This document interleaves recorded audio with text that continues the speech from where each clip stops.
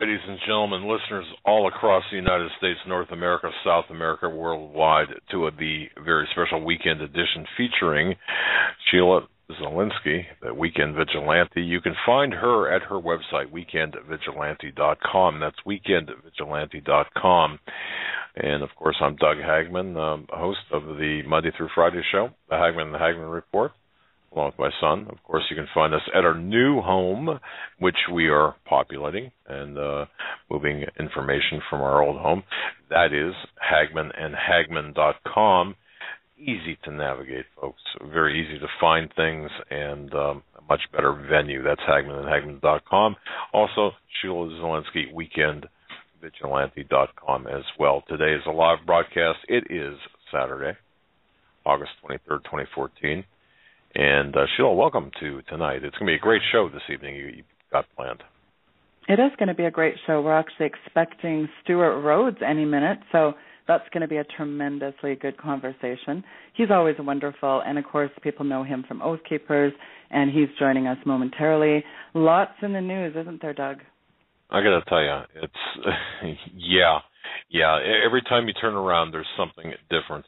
And I'm completing my investigative report, Sheila. I didn't tell you this when we talked off air about the threat to our country and really the threat to the West that ISIS poses. And, you know, everyone is kind of expecting this to be kind of a false flag environment.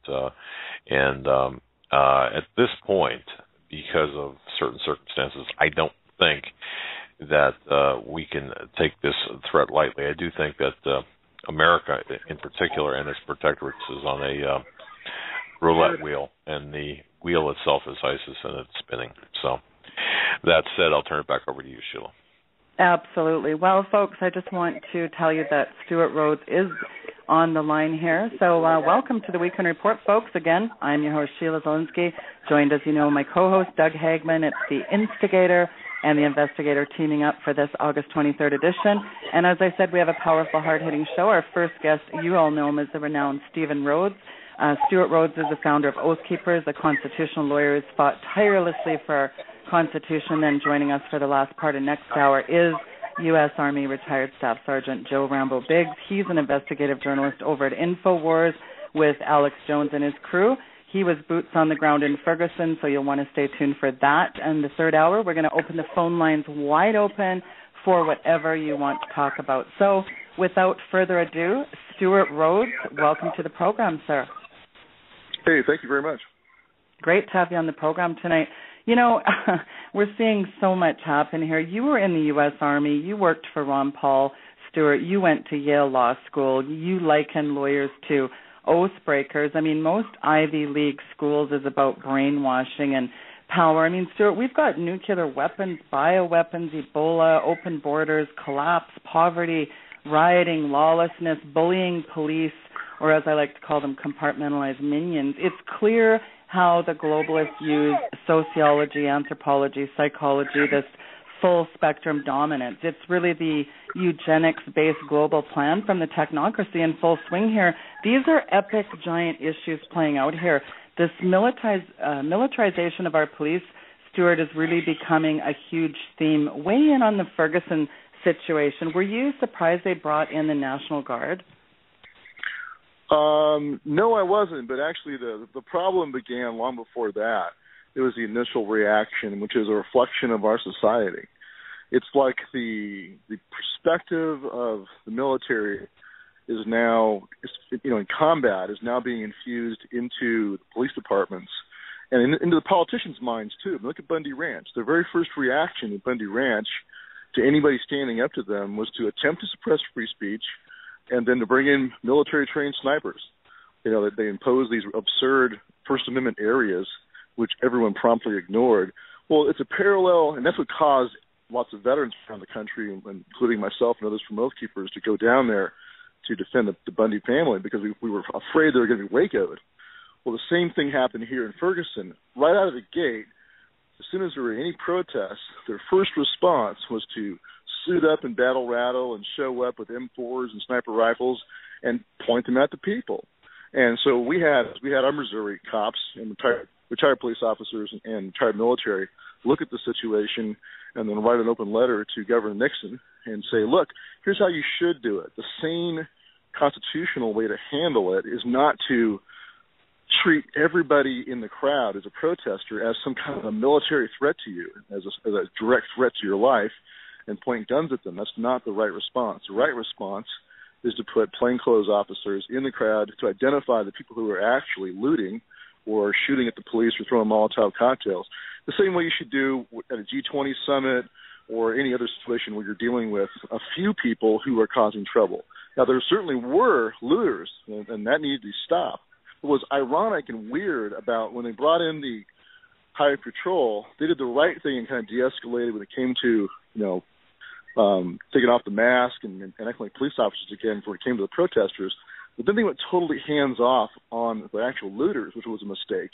And then they brought in the National Guard. And the same thing. The National Guard is there to prevent the protesters, apparently, from assaulting the command center, as though they were going to do that. But no one's going after the looters. So it's like the worst of both worlds. It's a weird, false choice between either you let the looters run free or you militarize and you impose curfews and you punish everybody for the mistakes of a few people or the bad actions of a few people. So, the same way to do it is target the actual looters, not the protesters. Well, Excellent to the discerning, that's a good point, isn't it, Doug? Yeah, very much. I wanted to jump in there, and Mr. Rhodes, thank you again for coming on. Excellent assessment. But I guess my question would be, when you have a situation, for example, like Ferguson, we know.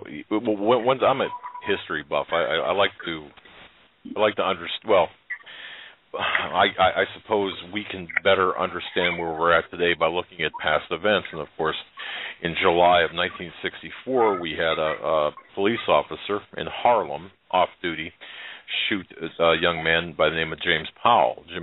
That started a firestorm of protests in Harlem in it was July 1964, I believe it was. I think I said that. I'm going from memory here. And there was just this tremendous response by the police, this crackdown. Now, if I hear you correctly, Mr. Rhodes, are you saying that we should not, for example, militarize the police and send them out to places like Ferguson? That's the wrong approach? Totally? The militarization of police in this country is a mistake and dangerous across the board in any situation. But it's especially bad when you're dealing with a situation like this, where you have an officer accused, and of course we don't know the facts yet, so we're not taking a side on that yet, but you have an officer accused of wrongdoing in a wrongful shooting. The last thing you should do is come in and pretend like, yes, it is the police versus all of you. It should be, hey, look, we're here just to keep the peace. You have a right to protest. If you want to protest against the police department, you have that right. You can say what you want, use free speech. You can't burn down someone's private residence or someone's private business. That is something we will stop. But the way to stop it is undercover officers and then quick reaction teams that go in. And once you identify somebody who's actually doing something wrong, like looting, then you have the quick response teams go in and catch them. The way they're doing it now is just like it was back in the 60s and 50s. Long lines of plodding, slow-moving police, and that's entirely ineffective against flexible, small teams of looters on cell phones. They can identify where the cops are. They're right there in front of you in this huge, long line. So you can go loot to your heart's content, and if they try to come over and stop you, you're long gone. So you have to use undercover officers to identify them. And as a parallel to the failures in American counterinsurgency techniques also, which also rely on large displays of force and big sweeps from Vietnam to Iraq and Afghanistan, those fail. What does work is out-G'ing the G, right? Getting in there and putting guys out in small units to go and identify the ones who are actually causing trouble, and you go for them. You don't punish the entire population where you lose the hearts and minds of the people. That's what's happening now in Ferguson. That's what's happening in Bundy Ranch. That's what's happening across the country. Police in this country are losing the hearts and minds of the American people. Increasingly, they're seeing them as an occupying army. So I'm trying to do the cops a favor, frankly, to get them to understand you need to be a peace officer. You need to act like a peace officer. Otherwise, if you act like an occupying military force, you'll be treated like one. And down the road, that is not going to guarantee your safety at all. Quite the contrary. Well, it seems to the discerning eye, they are everywhere, these flashpoints of tyranny, threatening to push the nation into open revolt. You were boots on the ground at the standoff between the Bundy Ranch and the BLM feds. This is another visceral example of growing discontent over an expanding federal government, and a federal government obviously running roughshod over its citizens. These abuses are, they've occurred over many decades. We know that, but now it seems to be with more of a focused intent. Cops. What's that? This is local cops too. This is local cops in Ferguson, so it's not federal cops coming in and abusing people, and it's locals. But that mindset is now pervasive across the police, world. They all are starting to adopt that mindset that it's like them against everybody else, and that's a failure. Well, centralization of power, and you've got this complete steady erosion of our personal liberties. That's been the result, and these abuses and usurpations continue. And I think it comes down to Americans facing a choice between submitting or, I kind of think you look at all the bedlam that was in, the flash banging, the police arresting reporters and tear gassing and shooting, and there's rubber bullets and, MRAPs and sound cannons. Stuff right out of 1984. We've got wide open borders. We've got this premeditated slide towards totalitarianism. We already know they spy on us illegally. We're, sold out to foreign banks. They're dumbing us down. I don't endorse anything that happened here, but this is pure Cloward and Piven Agenda 21 social engineering stuff, though, that's happening, isn't it, Stewart? Well, I think it's certainly an attempt to divide us. What's happening to us is we're being divided along racial lines, and they're also being divided up. Like I said, police versus all the people, making them feel like we're all out to get them. And this is part of an attempt to make us a failed state, and that's what's happening. And we've talked about this before. Mr. Hagmann and I have talked about this. This is what this is. It's a fourth-generation warfare assault on the United States across the board. And what we have to do is see the manipulation and not fall for it. Like I see right now in Breitbart, other conservative outlets, where they're actually taking the side of the curfews and use of rubber bullets and pepper spray or CS, and it's because they don't like the people that are now in the sites. But it was Bundy Ranch, it was the exact opposite. Bundy Ranch, it was the left who was cheering and demanding military strikes and demanding heavy-handed enforcement. Teach them a lesson, show them who's boss. And here it's the exact opposite. You got conservatives going, these people are just, inner-city riffraff, and we need to show them who's boss. And so both left and right need to understand that it's really all of us against the police state that's coming. It's not a partisan deal. It's the people versus the power elite. That's the actual split. It's the collectivists at the top who want to use you as an animal and use you as cattle. That's the split. It's not white versus black or brown versus white or left versus right. It's we the people versus these power elites. And they love it when they can get us to cheer the abuse of the Constitution and the abuse of fellow citizens because they don't look like us or because they have a difference of opinion with us. They love it when we divide like that. Well, I'll tell you something, Sheila. When Stewart was talking, and folks, by the way, for just joining us late, our very special guest, Mr. Stewart Rhodes, a founder of Oathkeepers. His website, oathkeepers.org. It's linked off of Hagmann and Hagmann, and also Weekend Vigilante. I want to say this: when Stewart was talking, I thought of a quote from Thomas Sowell. It goes like this: when you want to help people, you tell them the truth. When you want to help yourself, you tell them what they want to hear. And you can apply that to just about any subject, but in particular what Mr. Rhodes said about the reporting on Ferguson versus, we'll say, the Bundy Ranch. Well, we're really in an occupied enemy nation here. DOD issuing memos, using their own discretion when they would use military force against Americans.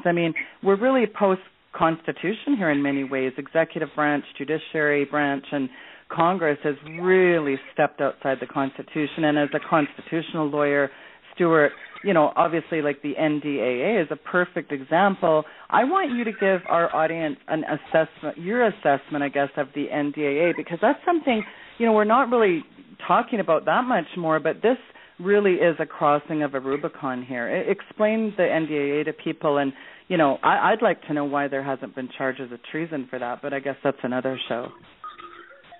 Well, the National Defense Authorization Act is something that Congress does every year to reauthorize the U.S. military, funding for the U.S. military. And what they did in 2012 is they stuck within it a rider, or, you know, a section that codified what they had already claimed the power to do and what they had already been doing in the executive branch, which is detain people, including U.S. citizens, without grand jury indictment, without trial, or render them over, you know, extraordinary rendition to a foreign power, or potentially even just killing them. And so they codified what they had already been doing, applying the laws of war to the American people. And this started back in the Bush years with the detention of Jose Padilla and Yasser Hamdi, 2 American citizens who were detained in a military brig in South Carolina for 3 years in direct violation of their right to a grand jury indictment and a jury trial. And they're both accused of being traitors to the United States. Well, when I was a student at Yale Law School, the first thing I looked up in the Constitution was Article 3, Section 3, the Treason Clause, which tells you what you must do with an American accused of being a traitor against his own country or aiding the enemy. He has to be tried for treason, and that requires a trial in front of the jury of his peers, which is one of the things our forefathers fought the Revolution to preserve, is jury trial.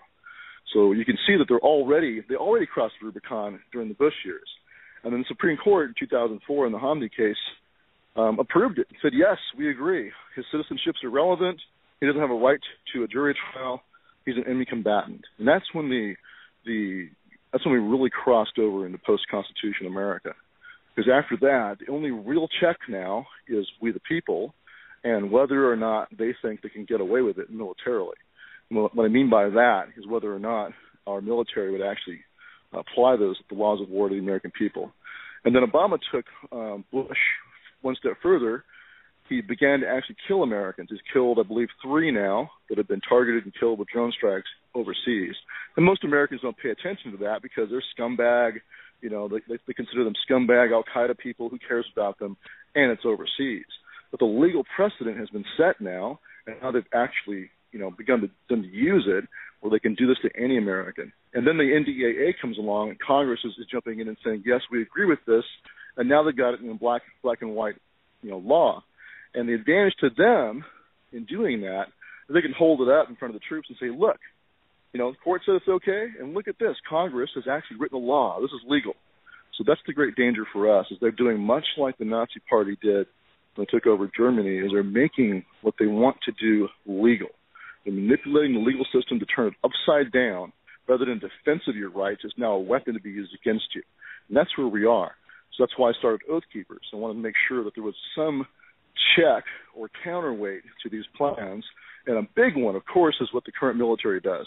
If they know it's invalid, illegitimate, and wrong, it's more likely that they're going to say no to it. And the other big check is us veterans, and the veterans have a responsibility to wake up their neighbors and help organize their neighbors so that they can take care of themselves. So you remove the justification and the excuse for martial law or states of emergency, like we saw during Katrina. You remove that pretext if you have a prepared community and you take care of your own security. So that's 2 big missions we have right now, is to reach out to the current serving, but also to reach out to the veterans and our communities. Well, it's incredible as you talk about the NDAA because, I mean, think about what you can do, Stewart, to an enemy in wartime. I mean, you can shoot them on sight, you can detain and capture them indefinitely, you know, like the Nazis at Nuremberg. You just mentioned Nazi. I mean, the Japanese generals, you know, trying them by, military tribunal. And this authorizes or essentially gives the president authorization to use military force, and you're applying the laws of war to any person, including, myself, yourself. I mean, they've essentially rubber stamped, you know, all these gross violations of the Constitution of the United States. And, I mean, this is a bad Twilight Zone episode, really, isn't it? What they've rubber stamped is basically the Führer principle, which is the leader decides who lives and dies. There is now no real difference between the power claimed by both Bush and Obama now, and the power claimed by Adolf Hitler or Joseph Stalin. Point their finger at someone and say, yes, that is the enemy, kill them.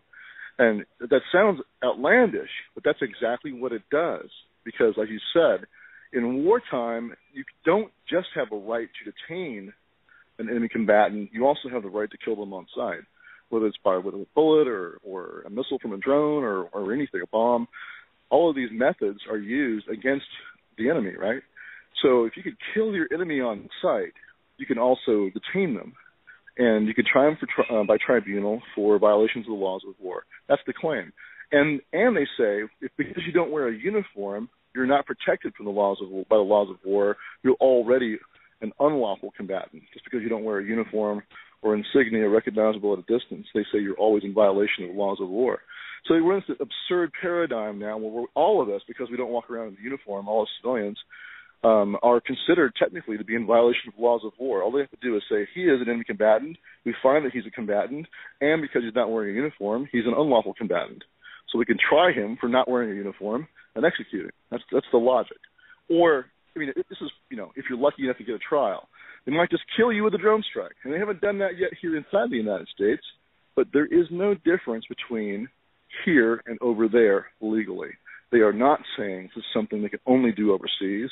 They are claiming the power to do it here at home, too, to any American citizen.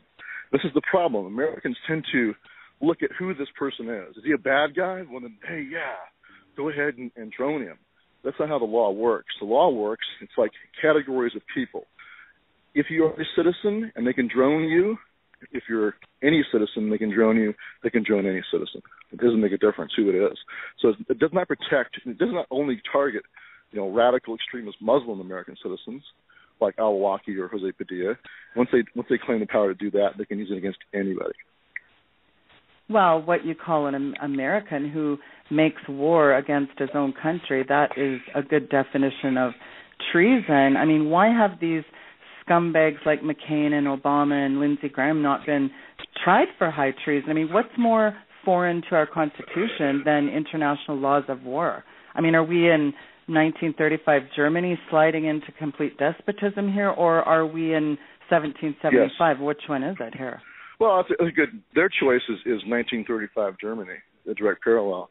We have to choose 1775 America, and that's actually something I've said in prior speeches. It's like, look, you have a choice, America. You can choose to be 1934 or 35 Germany and slide into a tyranny, or you can choose to be 1775 America. That's your choice. But there are already tens of thousands, if not millions of American veterans who have already made the choice. If we have to, we're going to fight. And so we're trying to avoid it. But if it comes, then we'll fight. And that's something that I think the powers that be know. I mean, Bundy Ranch was a reflection of that. It was just older veterans of Vietnam or the Cold War era. There were plenty of young guys who had just gotten out. One of them was a MARSOC Marine, had 300 kills in Afghanistan behind a sniper rifle. He showed up that day, and he was there with his sniper rifle. And so it was like a serious situation where you had sheepdog on sheepdog, almost going blows. So it was, and there were tons of Marine infantry that were there, veterans, and tons of Army Rangers and SEAL veterans showed up. So it was a very serious situation. So I think there's not much difference between these recently returning veterans and a lot of the guys that are still in current service. A lot of them still feel the same way. Well, so, they're pushing. What's that? Well, it's just such a complete vilification of the veterans, and they're pushing people to their limits, because when you throw out the Constitution and you start treating us like Afghanis and Iraqis, I mean, the veterans across the nation will say, hey, I'm not going to put up with this crap much longer. I mean, they're not going to wait around for them to come and get them. No, they're not. This is and of course, this is what DHS realizes. This is what they know. And they know exactly what you just said is the truth. And I think, like I said, Bundy Ranch is confirmation of that. What I fear, though, is that if you look at the recent DHS write-up about Bundy Ranch, it's like they have blinders on. They refuse to acknowledge, it's like in Ferguson, refuse to acknowledge there's any legitimate grievance, refuse to acknowledge that, like in Bundy Ranch, they're like, oh, there's multiple reasons why people went out there. We can't know. All kinds of conspiracy theorists, reasons why they were there. Nonsense. I've talked to lots of veterans there. The two huge reasons why they came were, one, the free speech areas, which pissed them off, and two, the deployment of militarized police, DHS, and BLM, and the presence of known military trained snipers. They knew they were there, and they knew they were pointing their rifles at cowboys and your families.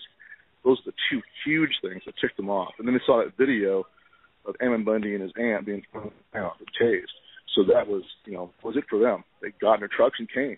A lot of them just came as individuals. So there's a very clear reason why they're getting this pushback, but they refuse to acknowledge it. They'll never admit, this is the problem with tyrants. They will never, like King George, they'll never acknowledge that there's a legitimate grievance against what they're doing. They'll always say, these are extremists, these are radicals, these are crazy people, they have no legitimate complaint, and they're never going to see how they are causing the reaction. And this is what I fear, is that they're going to keep on wearing these blinders and not seeing how they are making us do this, and it's going to drive us more towards conflict. So I hope the federal law enforcement guys out there will catch a clue and realize that, look, how they behave matters. How they handle situations like Ferguson matter, like Bundy Ranch, things like that matter. You have to do them. If you're going to go out there and you say you have a job to do, but do it in a way that's respectful of the community, respectful of the Bill of Rights. Because if you don't, all you're going to do is push us further towards conflict. They have to back off and de-escalate and demilitarize. Well, interesting you mentioned King George. I mean, he subjected us to a jurisdictional that was foreign to our Constitution. That's really what's happening here, really, isn't it? Because, I mean, when you have the waging war on the U.S. citizens by Congress, essentially, don't you? Well, that's it. And just as the Declaration said, he has attempted to make the military power superior to the civil power, and he has subjected us to a constitution foreign to our form of government. And he's right, or a government foreign to our Constitution. And back in that day, it was the use of courts of admiralty instead of jury trials. They would be taken and tried on some ship at sea, or they'd be taken across the seas, be tried in England for pretend offenses. Those were the abuses that were going on, and violations of their jury trial rights. And, of course, the imposition of martial law in Boston and over all of Massachusetts, the suspension of their right to town hall meetings. When Gage showed up, he had in hand the Governance of Massachusetts Act, which suspended the town hall meetings. So there was all of this gross violation of their rights that they had enjoyed traditionally as Englishmen, and yet, of course, the king refused to acknowledge that he was pushing them. He created his own resistance. This is what's happening right now, too. The federal government and many of these local state governments as well are creating their own resistance. And they can go look right in the mirror for the reason why. It's not that we are crazy somehow and don't know what we're doing. It's because of their actions. And they can look in the mirror and they can go look at the current serving military and look at recently returning veterans, and they can see that these are guys that are much like them. A lot of these current serving cops are veterans. They should know better. They should know and understand the mindset of the guys that they served with and understand that there's only so far they can push them. But they're being used as cannon fodder against us.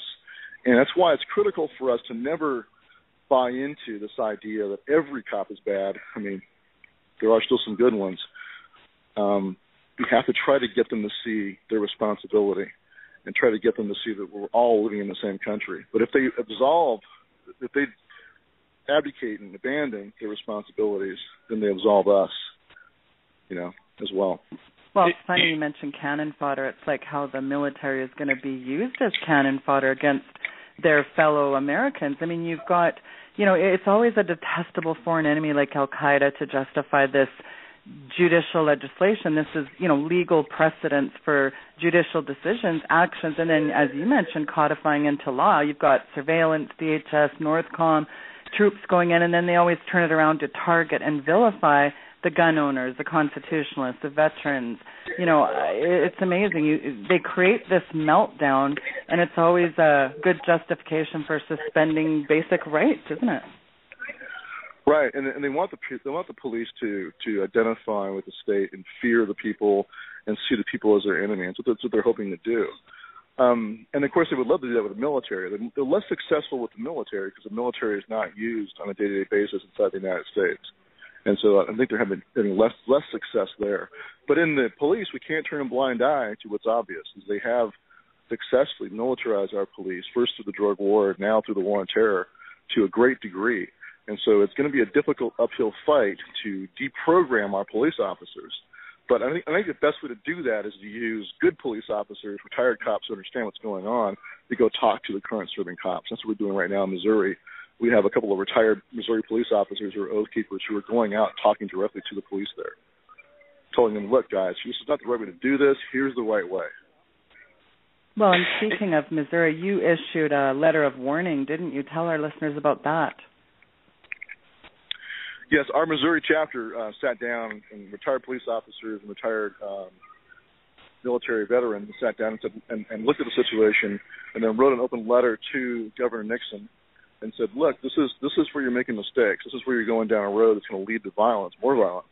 You're going to force us. And, at the end of the letter, it says, look, if you keep going down this road, you're going to force us to fight here at home against a totalitarian police state, the same way our grandfathers and fathers fought overseas against a totalitarian police state. So don't make us do this. But the heart and soul of the letter is the recommendations that I already talked about. Here's the smart way to do it. Curfews don't respect the First Amendment. Curfews don't work. All they do is alienate the entire community. Same thing with spraying rubber bullets. Same thing with pointing rifles at everyone. That's incredibly unsafe gun handling, first of all, and irresponsible. You don't need to put your rifle up on your shoulder and point it at somebody until they're actually a threat. Prior to that, it's unsafe and irresponsible. You're endangering the population, and you're endangering yourself, frankly. So why would they do that? The only reason I can think of is intimidation. And that sends the wrong message. We're here to intimidate and scare you. And it sends a message that all of us police think of all of you people as potential targets. So we're going to point our rifles at all of you. That's an incredibly bad strategy. It's bad in counterinsurgency to treat all the locals as the enemy. It's also bad here at home. It loses the hearts and minds here at home. So we're hoping our letter, we're passing it out to all the rank and file cops. We're hoping they will read it and put pressure up the chain of command to change the strategy that they're using and de-escalate and demilitarize and do it smart, do it right, do it constitutionally. If I can just jump in here and ask Mr. Rhodes, I'm just curious. You were active in Ferguson in terms of being of counsel, so to speak. And this is kind of a little bit of a left turn, a diversion from what we're talking about. But what's your level of penetration with the police departments across the United States? Is it? It's obviously growing, but the awareness, the penetration, the membership, is it pretty good? Well, for example, in Missouri, our retired police officers and veterans were able to talk to many of the current serving sergeants, and quite a few of them expressed, they agreed with our strategy and said, look, this is how we do it, whether it's the G20 or any other event like that, using undercover officers is the way that they've done it in the past. And so, frankly, they're baffled why that's not being done now. And so, in general, we have a pretty good success rate of reaching out to them, but usually it's informally. A lot of them are afraid to join because they're afraid to be persecuted and purged out of their department.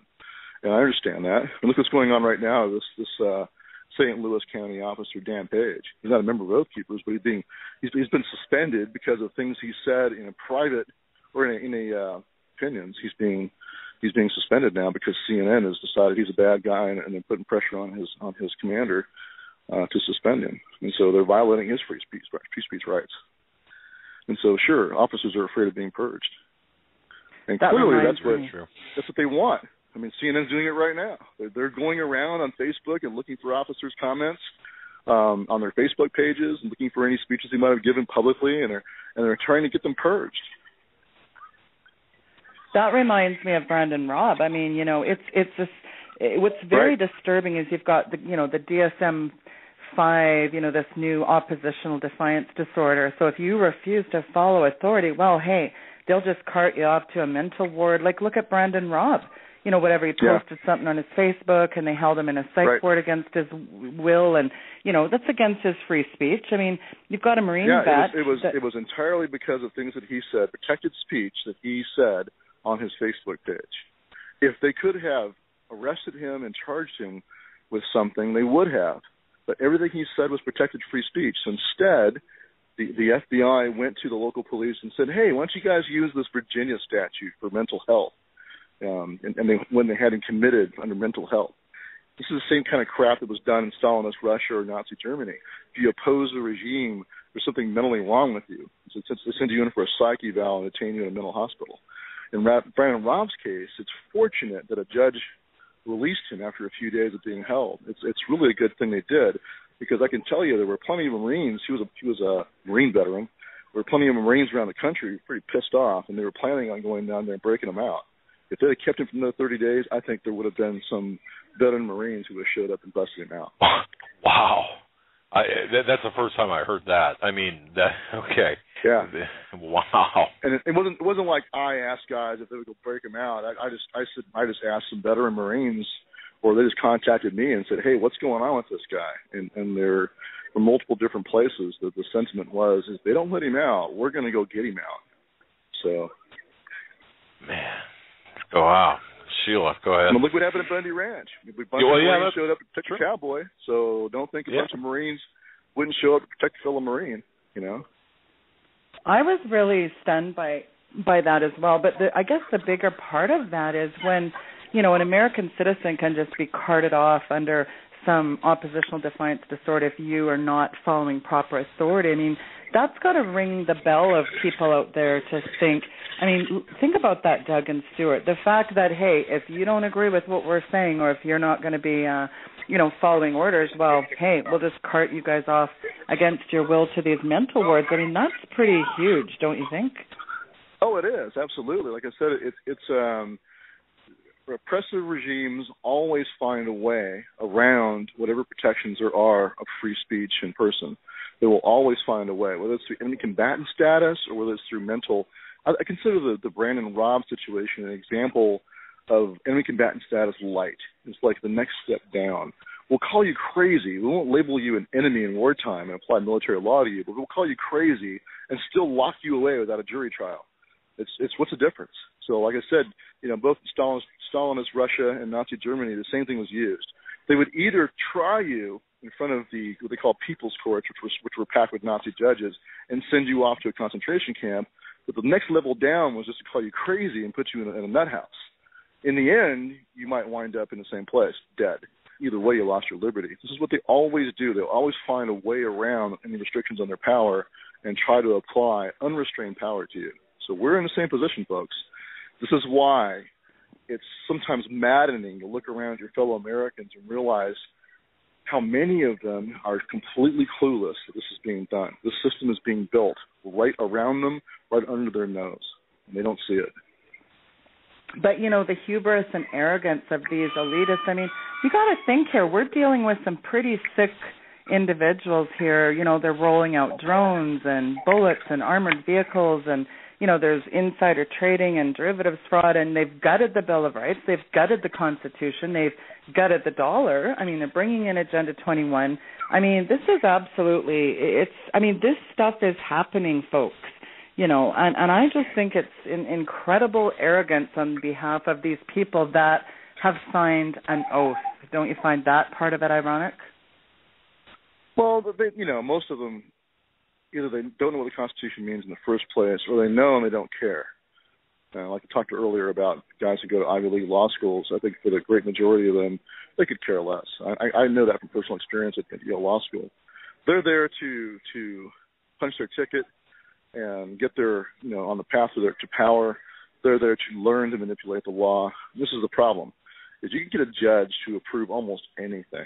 I can't think of anything you can imagine that a judge can't find constitutional. This is the problem with judges. They're taught in law school how to do this. That's what it really is. It's like a finishing school for professional liars and manipulators of text, and they can make anything constitutional. I challenge you to like the Fourth Amendment, for example, try to imagine a search scenario that a judge can't rule is constitutional. You can't do it. Wow, there's a loophole. Right. There's already a loophole. Like inevitable discovery, for example. Oh, sure, we searched him without a warrant. We searched him.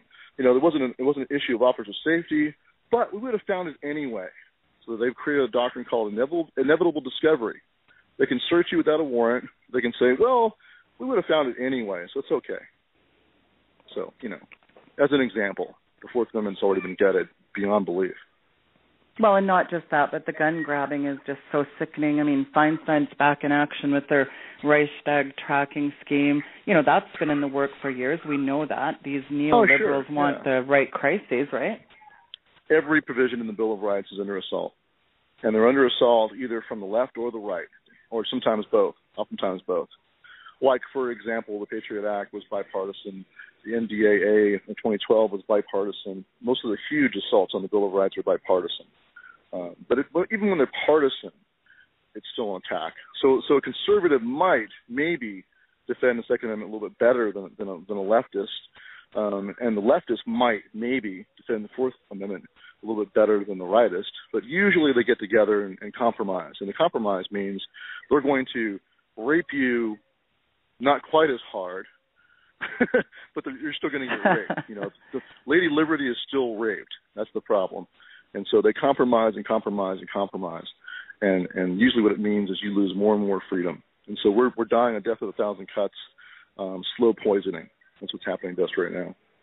Well, and then the proponents of any of this legislation, like the NDAA, you know, well, it's necessary in order to ensure the security of the United States.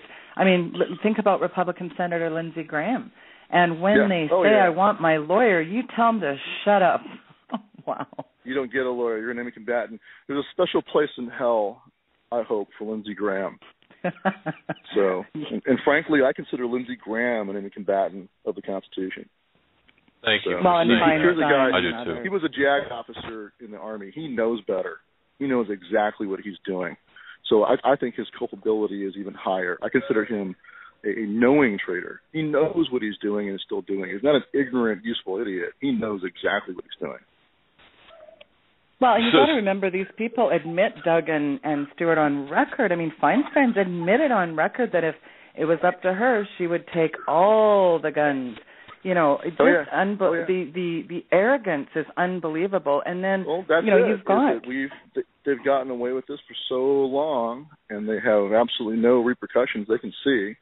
And so they have, what the Greeks call hubris, false pride. And, but they've gotten away with it so far. We'll see in the end, though. We'll see how it goes.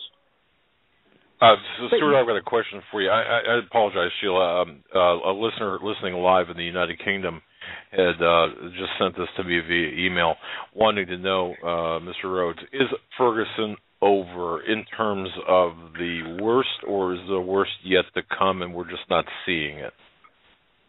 I don't know, because it depends upon how real the investigations are, how transparent and trustworthy they are. And here's the problem, is that many Americans, not just black Americans, but many Americans no longer trust coroner's inquests or internal review or any of the mechanisms for reviewing police shootings. Most of them think that they're just cooked up and they'll just rubber stamp and find a way to make it okay.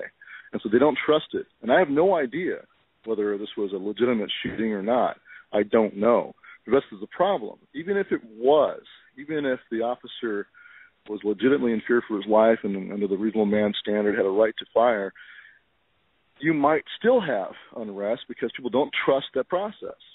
That's why a grand jury is so incredibly important. That's why I'm glad it's been given to a grand jury, but it needs to be a real grand jury that actually has the freedom to investigate and not be steered by the prosecutor into being a rubber stamp. This is what most grand juries are. The saying was, even at law school at Yale, that a grand jury will indict a ham sandwich. So but when it comes to police shootings, usually it's the opposite. Usually they're exonerated no matter what they do. And we've seen this over and over again across the country. It's like an Alice in Wonderland fake review. And so because of that, I think that the people of Ferguson, and because of the way the police have responded already, their perception is, hey, they've already decided that no matter what, we're wrong, they're right, and this is how it's going to go. And so you may see unrest no matter what happens. Yeah, at some point. Go ahead, Doug. Well, Sheila and Mr. Rhodes, I've been involved in actually 2 grand jury proceedings in my capacity as an investigator, which is nothing really. But having said that, I've seen some of the inner workings of this. But at the end of the day, with respect to Ferguson, to me, it almost doesn't matter the incident itself, it takes a back seat to everything else. I mean, whether or not the shooting was justified, we don't know. Of course, we don't know. What is this guy? The deceased is now being autopsied for the third time, or has been autopsied for the third time. It's just the whole thing is incredible. But to me, it's not even any more about the shooting. It's now about the response, and that is a really dicey area to be into. I agree. I don't know where they're going with that. What could kick it back up again is if there's a untrustworthy exoneration. You know, that's what I'm saying is that you're right. They've already screwed up by the way they've responded. And so now they've lost legitimacy, and any legitimacy they have left is being lost now. And so now it's all the more critical that this be done right. Wow. Go ahead, Sheila. I'm sorry. I didn't mean to interrupt there. Well, it's just incredible because, as Stewart alluded to, I mean, obviously, it's a stark illustration of, when you have militarized U.S. law enforcement, as we've seen in Ferguson, this militarization of police tends to escalate the risk of violence to the communities. That's something that it's pretty standard, and we've looked at U.S. police agencies, that's been escalating for decades. And obviously, your audience members remember when federal police and U.S. military personnel collaborated to slaughter scores of American citizens outside Waco, Texas, in '93, and then federal police agents assassinated American citizens at Ruby Ridge in 1992. I mean, those are, a blight on American justice for sure, affront the constitutional rule of law, and the worst kind of insult to the American conscience. And then you can add to that the response to the Occupy Wall Street movement, the pepper spraying and the imposed curfews and the bans that they dispersed, things like that. And once again, a lot of conservatives cheered because they don't like dirty hippies, and so they cheered that, but they're cheering the destruction of the Bill of Rights. It just depends on whose ox is being gored. It's sad in America. But hopefully and thankfully, there is now a growing portion of our population that doesn't care whether it's a, quote-unquote dirty hippie or an inner-city black person or some cowboy in Nevada. They don't care who's being abused. They're going to stand against it. That's what we need. We need consistent defenders of the Bill of Rights for everybody, whether you like them or not, because what you're defending is the protections, the shield of the Bill of Rights for you and your own children. So I defend the Bill of Rights. That's what I care about. I don't care who's being abused. We have to stand up for the entire Bill of Rights for every American. Well, and the Boston Marathon bombing brought out Gestapo-like tactics of the Boston police. Remember that? Oh, yeah. Same thing, pointing their rifles at people. In fact, we had recently returning Afghanistan and Iraq veterans telling us that the people of Afghanistan and Iraq were treated with more respect when doing searches than they saw being done in Watertown, Massachusetts. The, pointing rifles at children as they come out of the house, that is worse than what was done in Iraq and Afghanistan as far as during searches, during coordinated search. Well, and that's exactly what we saw take place at Waco and Ruby Ridge, Boston, and hundreds of obscure places all over the country, and now Ferguson is a preview. And in all these SWAT raids where they come through your door and shove them a select fire rifle or submachine gun in the face of everyone in the house. It's the same thing. Yeah. It's being done every day in America right now with the SWAT raid. It's a preview of America's burgeoning police state. And, are people with a political agenda such as you've got Jesse Jackson, Al Sharpton, taking advantage of this situation, race baiting, without a doubt. I strongly suspect that the federal government is using paid provocateurs to further inflame the situation, too. Well, absolutely. And when you've got, whether they're paid or not, you've got groups like the new Black Panther Party out there, and they're trying to make it about race. And our guys on the ground have said that during the day they talk about, brotherly love and peace and this kind of stuff, but at night the Black Panther speakers get more radical and start talking about whitey. This is all whitey coming to oppress you, and get whitey. So they're trying to divide us along racial lines. And it's the same thing like La Raza. They do the same thing in the Hispanic community. They want to make it a racial issue. So like in our open letter from the Missouri chapter to Governor Nixon, we said, for us, this is not about race. It's about the Bill of Rights. And we said that, look, those of us who served in Marine Corps or Army infantry, we were taught to see only one color, green. Your fellow Marine or Army or your soldier is either dark green or light green or medium green, but he's green. We're all the same. We're all in here together. We're all brothers. So, but they're trying to make us see each other as color. Like, you're white. That's your label. You're black. You're Hispanic. You're Latino. Or they give all these different labels and want you to see yourself as being part of a distinct culture, separate from your fellow Americans, rather than being Americans first and foremost. This is part of the divide and conquer strategy. Same goes for the cops. They want every cop to see anybody who's not a cop as a potential cop killer and enemy.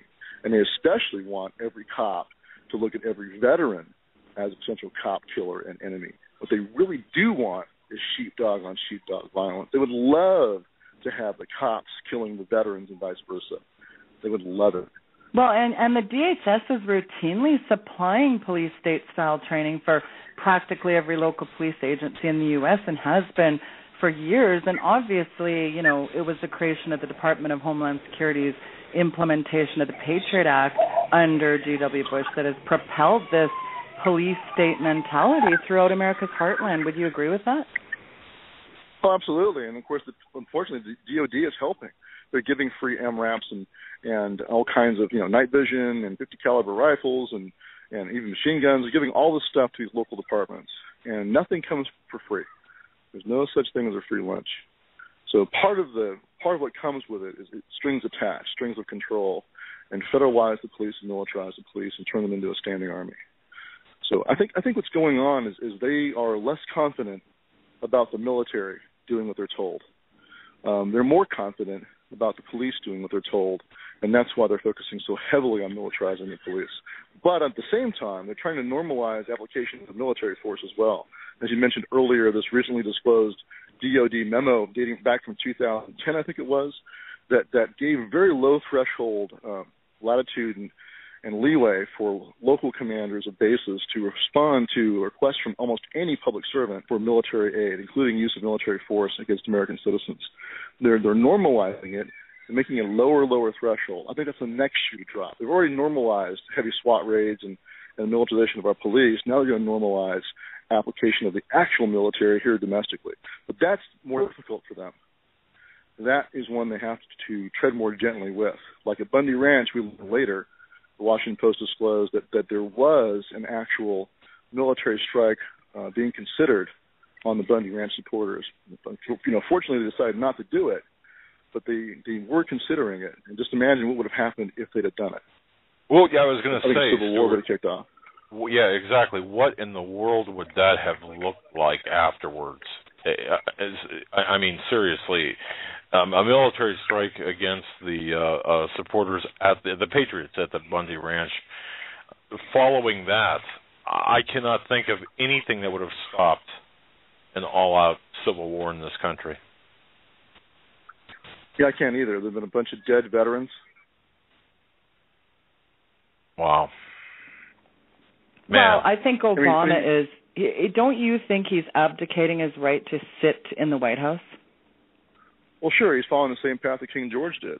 Like our founder said, because of these things that he has done, he has abdicated his right to rule us. And that's the same thing that George Bush did, frankly, and Obama's doing the same thing. I don't consider them legitimate at all. But also, when you're giving aid to enemies, I mean, Obama is guilty of that as well. He's guilty on so many levels of treason. I just can't understand how he's not charged with high treason. That really just makes me scratch my head. Well, because your entire political system, with very few exceptions, is dominated by other oath breakers. It's the same reason why you can't get him impeached. The majority in Congress and in the Senate are also oath breakers and are complicit. Look at the NDAA. Overwhelming bipartisan vote on that. Very few voted against it. And so there's very few consistent defenders of the Constitution. One was Ron Paul. I think his son Rand is doing pretty dang good. There's very, very few, though. There's only a handful out there that'll actually stand up consistently every time. Very, very few. And so if they've committed sin, how can they point their fingers? Is pretty much what's going on in their head, right? So they won't. No, well, conservative Republican legislators and presidents have enacted a multitude of laws abridging the protections of liberty contained in the Bill of Rights. And, I mean, you couple this with 6 long years of the Republican Party controlling the entire federal government back to 2006. I mean, virtually expunged most of the Bill of Rights. And, you know, Obama's now utilizing all in the name to of the war on terrorism. All in the name of law and order and national security, Yeah, exactly. Nice. And so, sure, you know, I mean, this was kind of weird and perverse. For example, I think his name is Burton. Who's the lawyer who was recently appointed to the federal judiciary, who was one of the guys that wrote the memos justifying drone strikes on Americans? I forgot his name now. But back in the Bush years, he was criticizing the Bush administration and saying that the intention of Jose Padilla and Yasser Hamdi was unconstitutional. But yet, as a lawyer for the Obama administration, he goes one step further and says, "Oh, sure, you can go ahead and just kill Americans," and then he gets rewarded with a seat for life on the federal bench. He's now a federal judge, just like Jay Bybee, one of the authors of the torture memos during the Bush years, was rewarded with a seat on the federal bench in Nevada for life. Same thing. So, you know, the hypocrisy is rampant, but the overriding common denominator is this is your ticket to power. You say yes, you do what you're told, you support it, and then you get rewarded. This is what happens all over the place in every branch of government. Judiciary, executive, legislative, it doesn't make a difference. Those who play along and go along are rewarded. Those who say no and stand up against it are punished. Well, Jay Johnson go ahead, Doug. Also did it. Yeah, Jay Johnson, the director of DHS, a former lawyer at the Department of Defense. You know, same thing. I mean, sure. Well, he was the lawyer that was there as a DOD lawyer when that memo was written up in 2010, laying the groundwork for easy application of military force against Americans here at home. And how's he been rewarded? Now he's in charge of DHS, and he was there part of the decision-making process for drone strikes, and now he's in charge of DHS. Man, that is frightening. Folks, in case you're joining us late, and Sheila, I'm going to toss it over to you here in a second, but before we go any further, I just want to say we're talking to Mr. Stewart Rhodes. It's an honor to speak with him. I'm a great fan of his website, oathkeepers.org. That's oathkeepers.org. Folks, they are making a difference, and they are the buffer between we, the people, and they, the drone masters. I don't know what else to say, but Sheila, go ahead. The drone masters. Well, we're at the top of the hour. Go ahead, Stewart. I was going to say, we're actually, if we're the only buffers, you're in trouble. What we're trying to do is create a buffer. We want to get more and more active duty on our side, and I think we're being successful in that. I think more and more of them are thinking about their oath. That's the real buffer. Well, we're going to talk more about that as soon as we come back from the break. And, of course, if you're just tuning in, we are with Stewart Rhodes from Oathkeepers. And, Stewart, tell our listeners a little bit more about, for those that don't know, of course, I don't know what rock you'd have to be hiding under not to know, but tell our group a little bit more about Oathkeepers and what you're trying to do with your organization. Well, what we are is an association of both current serving and former military, police, and first responders like firefighters and EMTs. And the main mission of Oathkeepers is to remind all those that took that oath to keep it. And the active duty in particular do that by refusing unconstitutional orders. We want them to stand down and refuse to comply. And the veterans do it primarily, well, one, of course, reaching out to the current serving military and police, those who are now doing the same thing they used to do. But then the other big part of it is we want the veterans to take the lead in their communities and getting their communities prepared. So we started what we call our CPT program, which stands for Community Preparedness Teams. And the goal there is to have a cadre of trainers who can then turn around and train and organize neighborhood watches, sheriff's posses, ultimately leading up, church groups, leading up to ultimately a restored militia system in the United States that we want to see. We want to see it not just, a few guys on their own calling themselves a militia of X county. We prefer to see it be in the form of a county ordinance establishing a formal militia in the county and saying, hey, look, you're all in it. every able-bodied person is supposed to be in the militia. So that's our ultimate goal, and then a fully revitalized state militia as well, but made up of all of us, not a select one like we see in the National Guard where only a few are. We want all of us to do this. But to get there, we think the best way to start is neighborhood watches and then sheriff's posses. And we want to see our veterans halls, be a VFW hall, American Legion hall. They should see themselves as a civil defense unit in their community right now and organize and prepare and train and equip themselves to aid the community during a crisis. And we've seen it over and over again. Every hurricane, Katrina, we're seeing it right now in Ferguson, for example, a failure to protect private property, a failure to protect the citizens. The police have pulled back out. So it's really, yes, they have a responsibility to go do what they can. They should be. But the people have a responsibility also. I think the folks in Ferguson should provide their own security. They should do their own neighborhood watches, their own patrols to stop the looters. If you police your own, it takes away the pretext and excuse for the state coming in and abusing you. The founders intended or demanded that we take responsibility for our own security. So inside Oathkeepers, we're forming these CPT teams, and we invite anyone to join them. You don't have to be a prior service veteran because a lot of folks have skills, like you might have been an engineer or a mechanic all your life, or you might be a ham radio aficionado. Those are all critical skill sets. And in these teams, we like to have at least 2 medical personnel, 2 communications experts, 2 engineers for like alternate power and clean water, and then security experts. All of us who are former infantry like myself have a duty and responsibility to train every American in small unit tactics and how to fight as a team. That's the ground zero, just like every Marines and infantryman, rifleman. Same way for us. We see it as a critical skill that all Americans should know. And so we do that. We encourage our veterans to teach whatever skill set they learned while they're in the military.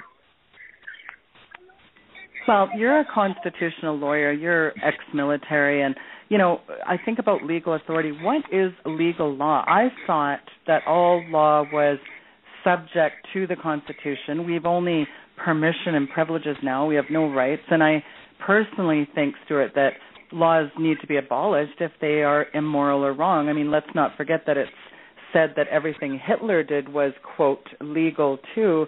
I mean, you've got this gun grabbing, you're seeing this draconian police state uprising.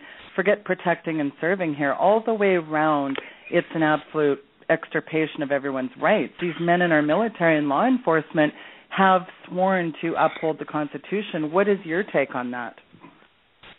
Well, like General Smedley Butler said, there's only 2 things worth fighting for. One is our home, and the other is the Bill of Rights, and he's right. And so, yes, the highest duty we have is to defend the Bill of Rights. And every veteran, this is what we always tell them, is your oath doesn't expire until you do. As long as you're on this side of the grass, you have a duty to keep defending the Constitution. And the same goes for every soldier. But like you said, just as was done in every other country in history that's gone down the road to a totalitarian nightmare, they turn and twist and turn the law inside out. Rather than being a shield to protect your rights, it's now a sword to cut your head off. This was done in Germany, it was done in Russia, it's been done all over the world. It's not being done here in the United States. But the antidote and the cure to it is to wake up and alert the enforcement mechanism, the military and police, the muscle. If you can alert them to what's being done and appeal to their sense of honor and courage, and a lot of them still, they do have courage, but whether they know what's right or wrong is a big question. If you can show them what's right and wrong, and then let them know that you've got their back, this is critical too. This is why you can't just say, "Oh, please, Mr. Policeman, please, Mr. Soldier, Marine, and Airman, and Sailor, don't abuse my rights and defend my rights. Please, stand up and do what's right." You can't do that while you're sitting on a couch eating bonbons. You can't do that and say, "Oh, I got your back. I'll be over here waving a sign." No, you need to be willing to serve as the posse of a constitutional sheriff. You need to be organized and trained so you can support the good guys. If they are going to stand up and risk their life and their career to do what's right, you had better be willing to stand right next to them as the militia of the county or the state, as the sheriff's posse, as the neighborhood watch that steps out and backs up a good cop when he's doing the right thing, okay? Or stands against the bad one when he's doing the wrong thing. So you got to be willing to do that. Some guys, want to pretend like they've satisfied their oath just by flapping their gums and not being willing to actually organize their communities. That's a mistake. Right. Or to be, it's either a mistake or it's cowardice, frankly. But either way, it doesn't get the job done. The founders expected us to be our own security. We have a duty and responsibility to do it. Sheila. Well, yeah, duty, responsibility. Okay. Go ahead, Doug. Exactly. And Mr. Rhodes, come Monday morning, people listening to this broadcast, if they want to get involved and help the cause to save our rights or what's left of them, what do we do? Those people who are not part of active military or former first responders, do we go down to the sheriff's department and inform them of Oathkeepers or talk to them about Oathkeepers? I think the most important thing you can do, everybody, is start a neighborhood watch. And then look at your own family as a team. Do you have security in your family? Do you have emergency communications, emergency medical, engineering? Do you have those things in your own family? And then the next question is, do you have that in your neighborhood? Do you have community defense? Are you organized as a community? None of that involves you having to go do anything in government. You can do that yourself. That's the most important thing. Then, of course, go to your police station, and if they have a liaison officer that handles neighborhood watches, work with them. Of course, encourage your sheriff to form a posse. Do all of those things in your community you possibly can do. Strengthen whatever is there already, but don't wait for that. Go ahead and start a neighborhood watch right now. That's the most important thing you can do. Absolutely ground zero. Fantastic. Okay, fantastic advice. And folks, please take heed of that. This is something, by the way, that I'm talking about here at my household, just began doing, talking to neighbors. And I got to tell you something. You will be surprised at the response that you'll get about. You'll get some neighbors who are thinking the same way you're thinking, without even knowing. That. It's a good thing to do. Go ahead, Sheila. Well, it's funny because, Stewart, as you were talking a minute ago, you said the word honor and courage, and now they're almost punchlines and jokes. I mean, when you say honor and courage, I think of the Lexington Minuteman representing Captain John Parker. I think of retreating not being an option for the colonists, and I think of men like my granddaddy who stormed the beaches of Normandy. He took a bullet. He didn't back down. Tens of thousands of GIs over the years have watched their comrades bleed and die, and if one thing boils my blood, it's the vilification of our incredibly brave veterans. And, but I think about what all we've allowed up till now, and it's heart-wrenching. What is the tipping point here for the citizenry? I mean, how far, Stewart, does all this have to go? I mean, are we just going to keep giving up everything without a fight, continuing to bow down to tyranny like cowards? No, there's pushback already happening. I mean, you saw it at Bundy Ranch, and this is what they're worried about. That was only the tip of the iceberg. I mean, it's different for different people. I mean, look at Lexington Green. Gage imposed martial law in Boston. He suspended the legislature and town hall meetings all across Massachusetts. They did all of these things, and the people still did not fight back. But they were preparing themselves. They were organizing and training as militia. They were getting ready. And then the powder keg finally came. The flashpoint was Lexington Green. So we don't know what our flashpoint will be. But the mindset of the British, because they had already subjected the American people to a long train of abuses and they had not yet fought back, the British officers thought they would never dare to fire on the King's troops. That's what they thought. They thought they were disorganized and cowardly and wouldn't dare. They were so incredibly wrong. Yeah. What happened was a buildup, and then the flashpoint came and the dam broke, and there was a flood of, they were swarmed by not just veterans, but the French and Indian War and militia guys, but everybody, farmers and their sons turned out and took shots at them all the way back to Boston. So they were spectacularly wrong. They had misread the temper of the American people because they had not yet fought. We're in the same situation. It's a buildup and a boiling that's going on. It's getting hotter and hotter. And they think, they thought at least till Bundy Ranch, that we would never dare stand up to them. Well, Bundy Ranch said we would.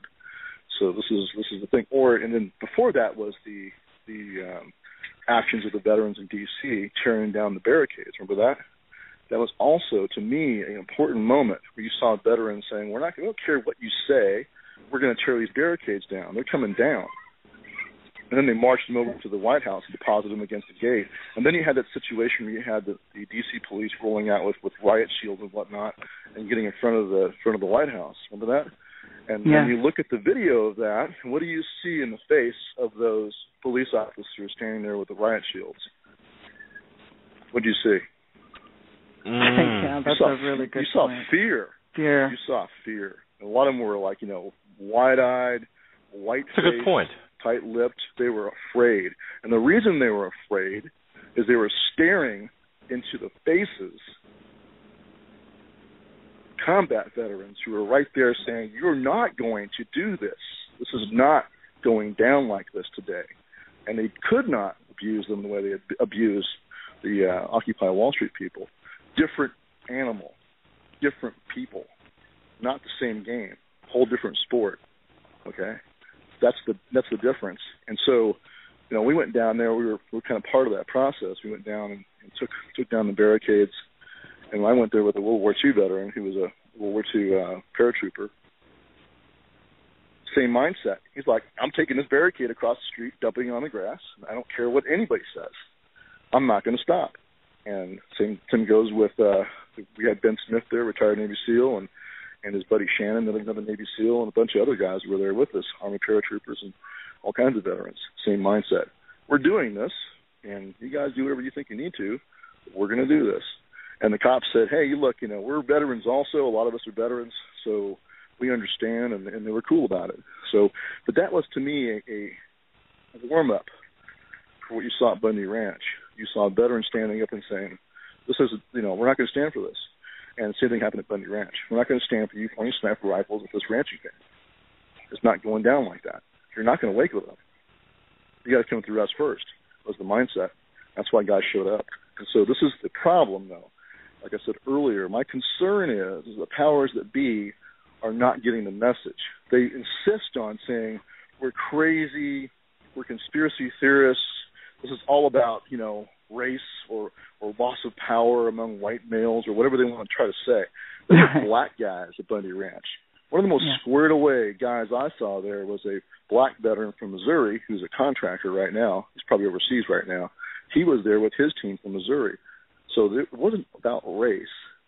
It's about the Bill of Rights. Same goes for right now in Ferguson. It's not about race. But they don't get it, or they refuse to get it. Did you see the Chicago police chief or police superintendent Gary McCarthy? He said law-abiding gun owners are corrupt and may endanger public safety. Did you hear that? No, I didn't hear that. That's pretty hilarious. Yeah, pretty well, funny. Reminder to him that is he going to come arrest us all? What's he going to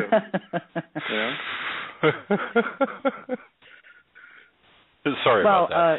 The Second Amendment says a well-regulated militia being necessary to the security of a free state, the right of the people to keep and bear arms shall not be infringed. So Gary McCarthy's understanding of our constitutional, our constitutional rights barely qualifies him as a meter maid, never mind the chief of the nation's third largest police department. That's unbelievable, really. Yeah, those who are aware and responsible enough to arm themselves for the defense of themselves and their neighbors are the best of our citizens. They're the ones that are acting like real Americans.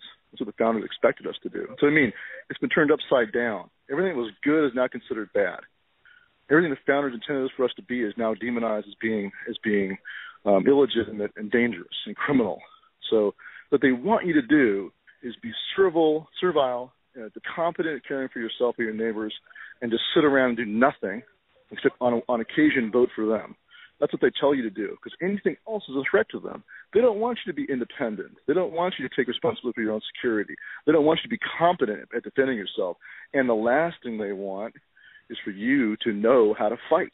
They don't want you learning small unit tactics. They don't want us veterans or infantry veterans teaching you how to fight as a buddy team and a fire team and a squad. They're afraid of that for good reason, because it's competency. They're afraid of competency. It's a threat to their power. And this is a problem with a lot of police officers in America. They've got this mindset of, well, that's my job. It's my job to protect you, so you don't need to have a gun. You don't need to train. Oh, no. It's my job. Right now, where I'm standing right now, there is no cop around me. I'm responsible for my family's security, just like with you two right now. There's no cop standing next to you. It's an illusion anyway. And they can't do it. Look what happened in the Rodney King riots. Look what happened in Katrina. Look what happened right now in Ferguson. They are incapable of protecting you. When there's any kind of social disruption, they are overwhelmed. They cannot get it done, especially when they do it wrong, of course. But even if they do it right, like pick the example where the cops have done good stuff, like under some different conditions of a hurricane, for example. Even then they're overwhelmed. You still wind up having to defend yourself. You and your neighbors will wind up on your front lawns with shotguns and rifles in your hands, defending your own property. That's the way it goes. Right. Look at the Rodney King riots. The Korean shop owners had to defend themselves. They had to. They had no choice. Sheila, I'm sorry, I've got an email here I just want to read while we still have Mr. Rhodes on the show. This is from a WP. I will not identify him. He says, as a former vet and MP, I have followed the Oathkeepers, but not joined just due to uncertainty. After listening to Mr. Rhodes, I am sure that it is the right thing to do for our country. Great show. And he writes this. He says, I'm a little older. That's not quite the language he used. We need youth involvement. What kind of response is Oathkeeper getting from our youth, of the younger crowd? Well, it's been mixed. I mean, it depends upon our opportunity to reach them. A lot of them come back from Afghanistan, Iraq, for example, younger vets, and they're busy raising families and going to college. And so it can be difficult sometimes to get them to see this necessity. So we just do it on a one-to-one basis. And hopefully we'll be starting like student chapters at different colleges for that purpose, which is catching the returning veterans that are going to college and giving them some outlet in the college. Just like ROTC prepares an officer for going into service, we want to tap into the veterans, both those who are going to go on to be officers, but also especially the returning enlisted who are coming in and going to college. So it's been mixed. We do need more young guys involved. I've got a really squared away young Army veteran that's working with my local CPT here in Eureka, Montana. He did a lot of civil trip and tours of duty in Iraq. And he's one of our instructors for small unit tactics. He has tons of experience coming out of that. And so that's the thing is when we also have on the other side of the spectrum, we've got an older gentleman who is a ranger and a sniper in Vietnam, and he's our chief marksmanship instructor. So we tap into every generation. Even if you're kind of old and busted up, though, you have a responsibility and duty to at least teach, pass on this knowledge. You can go find the younger guys and grab them by the collar and say, hey, look, man, don't think you won't wind up in combat. Someday, you very likely will, as history tends to show. So let me square you away. Let me show you what I know, and just download everything inside your head into that young guy's head so it doesn't die with you. So whatever your background is, whatever knowledge you have, pass it on. Each one, teach one. Pass it on. Very good. Sheila? Yeah, no, that's excellent. Do you notice obviously you have your thumb in the pulse of veterans and the older ones, and I was just thinking as you were answering that question, is there a way to really bridge the older, tough veterans to these newer, younger guys? Because you have a lot of indoctrination and you have a lot of dumbing down, and you have, there's a different mindset in our younger generation. What do you see in that, Stewart? Well, I think the most important thing is that they have that common bond. They've all served, and the ones who've gone to combat, they've all been in combat. That's an incredibly important bond, and that crosses generations. So I think the way they do that is just reach out to them. You see a guy with a sticker on his car or a hat that shows that he's a recent returning veteran, introduce yourself to him. Walk up and thank him for his service and say, hey, man, I was back in Vietnam or whatever your service was, and just, shoot the crap with him for a while. That's the best way to go. And then you can tell him, hey, we're doing this here in the community. I'm helping organize a neighborhood watch, or I'm organizing my VFW. VFW in particular needs young blood. A lot of these VFWs are really old guys. But, hey, you got a huge population out there of returning veterans that should belong to the VFW. So you got to get out there and recruit them. So I would just be active about it. Be as pesky about that as an Amway salesman. or a Mormon missionary. You see some veteran, just walk up to him in the street and cold call him and just introduce yourself and talk to him. But, encourage him to join his local BFW or Oathkeeper chapter or whatever you got going on, and just become friends. It's another way to go. Yeah, that's a great idea. And never mind what Henry Kissinger says about military men being just dumb, stupid animals to be used as pawns in foreign policy. That still just makes me shake my head. Well, he's another one. There's a special place in hell for him too. There's quite a few special places in hell for quite a few of these globalist elites, the technocracy. Certainly there is. Well, Stewart, I know you're at an outdoor event. You're at a county thing, and I know you have to go. And I really want to thank you for coming on the program. I know that you're busy with your family there. So, again, we want to thank you for coming on. And, again, I just want to encourage our listeners to go to oathkeepers.org. As Doug said, it's linked on both sites. And, grab a form. The forms, Stewart, that people can fill out, essentially what? How do they become an Oathkeeper? They can go on our site, oathkeepers.org, and there's a join button at the top. And we also have associate memberships for those. Even if you've never served in the military, police, or fire, or any EMT service, you can still join as an associate member, and we don't really care. We treat you the same. We'll put you to work. Like I said earlier, almost everyone's got a skill set they can contribute. So we're more than welcome to. Thank you, Well, Mr. thanks Rhodes. again for joining us, Stewart. Thank you, ma'am. Okay, thank you very much. So, Doug, as you know, we've got another caller that one of our guests is very special, and I think it's really a good segue into speaking of younger military, and I just want to make sure he's joining us. And it is, as everybody knows him, he's from InfoWars, and hopefully he's on the line joining us now, is Joe Biggs. Joe, welcome to the program. Thanks for having me. Excellent. So did you get to catch any of what Stewart said there at the end when we were talking about the older military versus younger? No, I had just gotten on right the last second. Well, interesting. One of our callers actually had asked, how can we get more younger people involved with Oathkeepers, and I thought that was really interesting. Of course, I thought of you being a young military vet, but I definitely want to introduce you. First of all, thanks for coming on. You are with, of course, InfoWars. And if anybody doesn't know Joe Biggs, folks, he not only works for Alex Jones and his crew, but he is a staff sergeant. And tell folks a little bit about yourself, Joe. Yeah, I spent about 10 years in the military. I was injured, so I'm on medical retirement. People knew me from when one of my really good friends, Michael Hastings, was killed a year ago. And Alex had me on his show a few times, and over the course of the year, became pretty close. And he invited me down to Austin to tour the studio. And then he came over and he's like, you seem like a really great guy.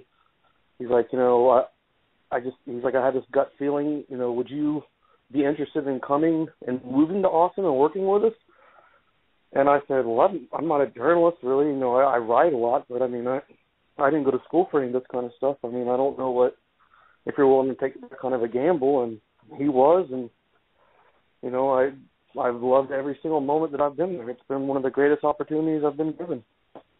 Excellent. Well, ladies and gentlemen, if you're just joining us, for the next 30 minutes is U.S. Army Staff Sergeant Joe Biggs. He's, as I said, an investigative journalist over at InfoWars with Alex and his crew, and he was boots on the ground covering what was going on in Ferguson. So, I not only want to welcome you to the program, but I really want you to kind of lay out, you witnessed all the bedlam, police arresting reporters using tear gas, rubber bullets. You guys were being attacked even by the rioters, these, street gang thugs. When you've got rubber bullets and tear gas and flash banging and MRAP with sound cannons, this is Twilight Zone. Give our listeners, Joe, a breakdown on what happened in Ferguson. Well, if you watch from the get-go, I was one of the first ones there, really one of the first media outlets on the ground, and I spent 2 weeks out there. And when I got there, it was mainly just local people who were from the community of Ferguson sitting out there in the middle of the road. The police were the Lockman area, which was right in front of the QT that got burnt down in the looting following the killing of Michael Brown. But for the most part, that first week it was a lot of the just community, wives, husbands, kids, grandparents out there standing in the road, holding up signs. And that first week was hell. The police were lining up, shooting people with rubber bullets. I mean, I've got scars and, bruises all over my body from that stuff. Tear gassing people for no reason, kids, babies, and strollers. Throwing flashbangs. It was a nightmare. I mean, just sitting out there, and then they came over the radio and they said, turn off all recording equipment. Media, turn off all recording equipment. What kind of country am I in where they're telling me that I can't do my job? We stood off the side of the road on either side, and we would film what was going on, and they purposely targeted media. They didn't care about people who were looting, people who were trying to burn down that community. That didn't bother them. The people that bothered them were the media out there exposing the corruption that was going on, the lawlessness within those police rings. It was mind-blowing to see these people not even be able to keep their oath whatsoever and just strip people of their rights. Well, you must have been completely shocked when a police officer on the scene threatened to kill you. Break that down for our audience, Joe. Yeah, of course, you've probably seen the video on some news outlet by now, but I think it's pretty much viral by now. Yeah. So we're sitting there filming, and this is this past week, not the week before, the real bad week. This was last week on Tuesday, I believe. And what had happened was they moved the media area from the liquor store where Mike Brown supposedly robbed the cigars from and then was shot by the police officer. So that was our media area, our staged area. Well, for some reason, they moved it down into the worst part of where the violence had been, and they put us right in the middle. Before the thing happened where someone threw a bottle, I noticed a stash of bottles under a metal bin on the side of the road, and instead of just grabbing them and throwing them away, because I know the police were very antsy, I didn't want to touch them. So I went up to a police officer and said, hey, guys, there's a bunch of bottles back here. I don't know what they're going to use them for, but they look like they've been purposely placed in this area. Y'all might want to do something about it. And they said, oh, okay. And they ignored me.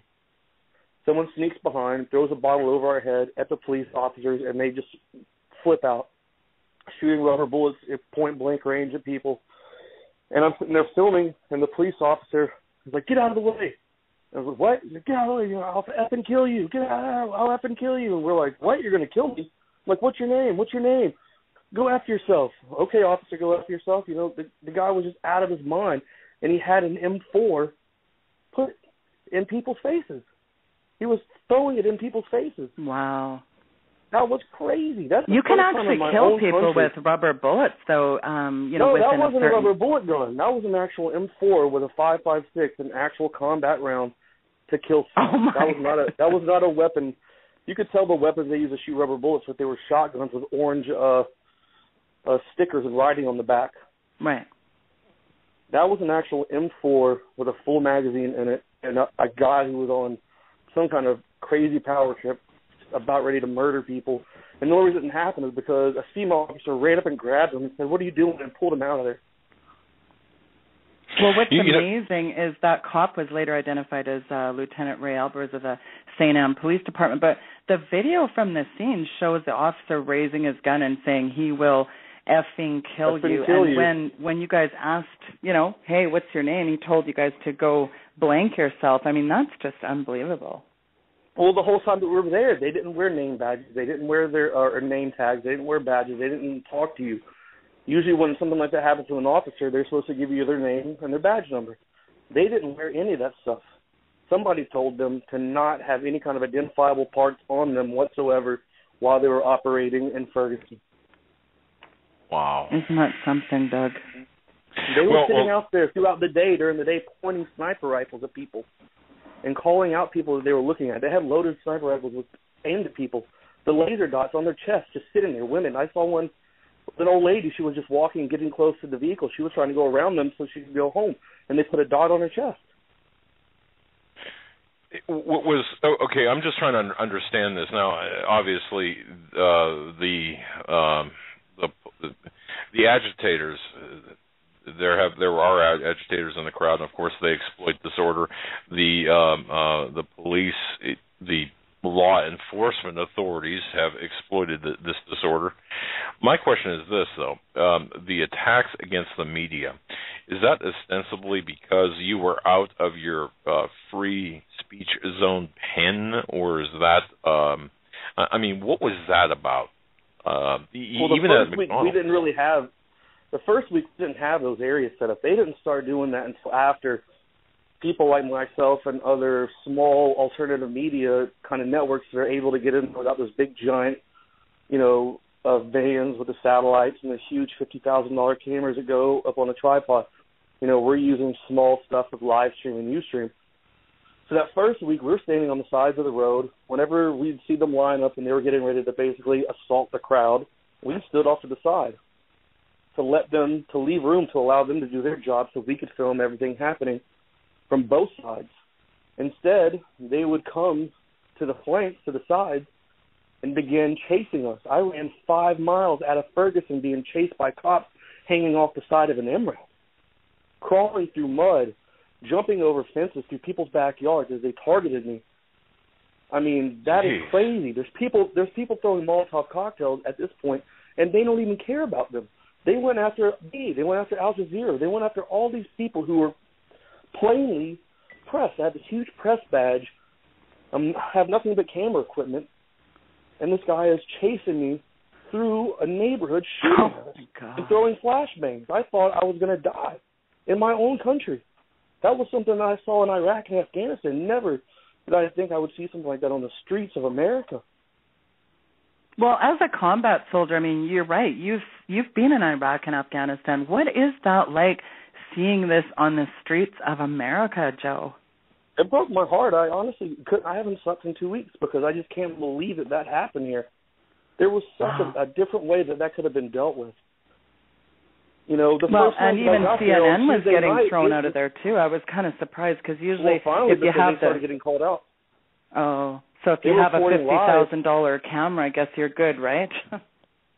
Well, one of the last days of the rioting, a protester / provocateur, whatever you want to call him at this point, ran and attacked a cameraman that worked for some kind of mainstream media outlet, one of the local Fox affiliates, and ran up and grabbed this guy's giant camera and threw it on the ground and smashed it, and then tried to start punching him until people grabbed him and threw him off to the side.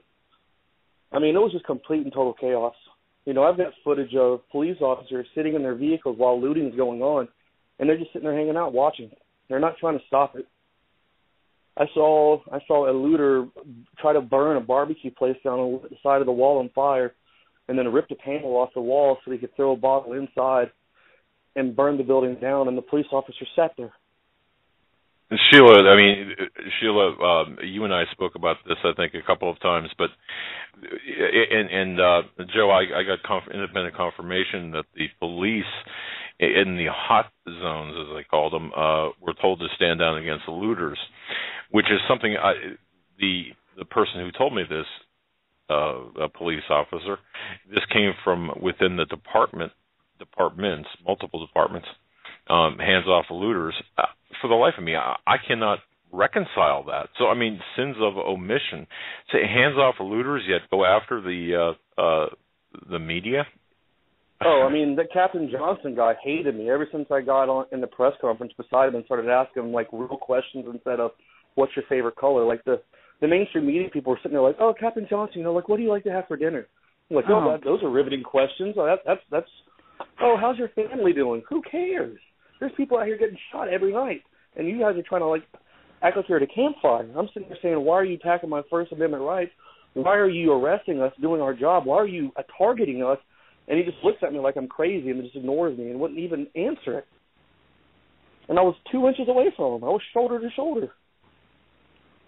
So really they were scrutinizing media coverage, obviously. Oh, of course. They kept saying they blamed us for everything. They said if it wasn't for us, it would have never got as bad as it did. I'm like, if it wasn't for us, no one in the world would know that you guys are as corrupt as you are. Yeah, the irony. Well, go ahead. Yeah, they were just attacking us so they they thought that they would be able to intimidate us and then go and do stuff. I mean, there were reports after we finally got pushed out, once they got most of the media and chased them out of there, from people on ground who actually live in the neighborhood. I got to where I met a lot of the people who had been living there their entire lives, and they were sitting there sending me text messages saying, hey, the police, now that you guys are gone, are going in houses without warrants. Wait a minute. They were going through the neighbors. Wow. Gee, I didn't read that in the New York Times. Yeah, of course. But at this point they attacked all the media and got us out of there. I was probably 5 miles out of the city running for my life. And at this point people are sitting there like, hey, why'd you guys leave? Why'd you guys leave? Now that all the media's gone, they're attacking us. But then Captain Johnson gets on TV and acts like, oh, we're just doing our job. We're upholding our oath, and we're trying to be out here for the people as much as we can. And every time I hear him talk at this point, I want to throw up, because the guy does nothing but lie and lie. And they have a team of people who pass those lies on to the mainstream media, who are like good little sheep staying in their pens, way away from where everything's happening. And somebody walks up, the riot police have now converged on the crowd, but no tear gas was used. So I get an update while I'm about a mile out running back towards the press area after being chased all night. It's like 3 o'clock in the morning. And one of our producers, Rob Dew from InfoWars, sent me a screenshot of what CNN said, saying that no tear gas was used in the attack or rubber bullets. And I got furious. I don't think I've ever ran a mile as fast as I did that last mile back into the press area after being chased all night. I ran back. I found CNN. I was like, you guys are lame. I was like, you can't do your job. I was like, CNN. I was like, y'all are coward news network. I was like, you're lying to the American people. I was like, how dare you say that smoke or tear gas wasn't used?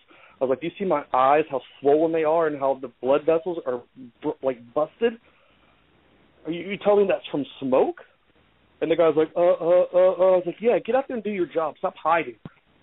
And after that, they, fixed the story. But these guys they just pass around just lies back and forth. It must be pretty shocking for you to be in the crux of it and actually be aware that these police and mainstream media people are out and out lying, and they're really twisting the truth. I mean, that must have been pretty shocking for you to see what's going on the ground, and yet having, the mainstream media relay a bunch of garbage. Oh, I hate it. It just made my blood boil. I mean, my heart's beating fast right now. Just every time I think of that, it just really gets under my skin, because I just don't know how people can sleep at night. I thought the entire point of doing a job like this was to report the truth and what's going on, not just come up with your own stories and just use it however you see fit. I just don't understand it. As a human being, how are you able to just completely just throw your morals away? Welcome to mainstream media, Joe. That's pretty much it. I never watched it because I was always deployed, but I mean, now that I'm back and I'm able to do it, it's just mind blowing.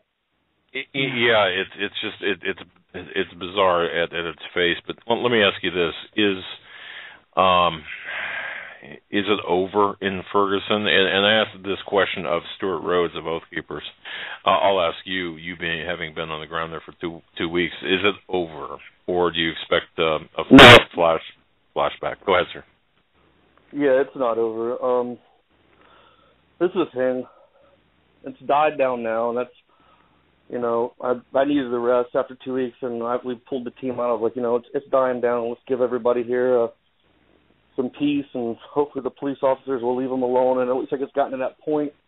But in October is when they are supposed to expect the verdict on whether or not Officer Wilson justifiably killed Michael Brown or didn't. And the new news is there's only 3 African Americans on the jury and 9 white. I'm sure that'll play a huge part if it goes for the officer. I think regardless of the findings at the end of the trial, whether it be, people riot after a hockey team wins a Stanley Cup, so I don't see why it would be any different. People will be out there in masses awaiting that verdict, and afterwards I think something pretty bad will happen, and it could spark another week-long, downward spiral. Well, it really goes to show that, even America's smallest towns can be instantly turned into occupied territories as local police agencies. They transform themselves from peacekeepers into an occupying military force. I mean, that little town of Ferguson is living proof because Michael Brown was shot dead by an officer. Think about this, from a police force of 53. They serve a population of around 21,000, but the police response to those protests over his death was more akin to the deployment of an army in a miniature war zone. It was, deployed stun grenades and, what appeared to be 40 wooden baton rounds to quell some of the protests. It was complete militarization of the police force in the United States, right smack dab there, wasn't it? It was martial law. They were telling you when to go home, when to get off the streets, go to your home. You can't be out here until after 5 a.m. What are you doing? You can't walk on this sidewalk. Get off the sidewalk. Why are you looking at me? I'll arrest you. That's martial law. Yeah, imposing a curfew too, hey? And then why? I thought in our country we have due process, so why is everyone demonizing this officer and not giving him his day in trial? He's automatically guilty in the eyes of America for the most part. This guy has been completely thrown under the bus, and regardless of the outcome of the verdict, his life for the most part is going to be over, especially in that community. Yeah. No one knows what happened because the people who keep coming out with their stories from the neighborhood, each story contradicts the next. Well, and not only that, but some of the video footage is now on record. They're saying that some of it was, some of it's been photoshopped and played with, and so who knows the truth now, right? Yeah, I just don't know how an entire town of people are willing to just demonize this man, and no one knows what happened except for the people who were there, and the people who were there, their stories are going back and forth. Yeah, sadly, though, I don't think it's going to matter in the end, at the end of the day. I really don't believe it's going to matter in the eyes of the agitators.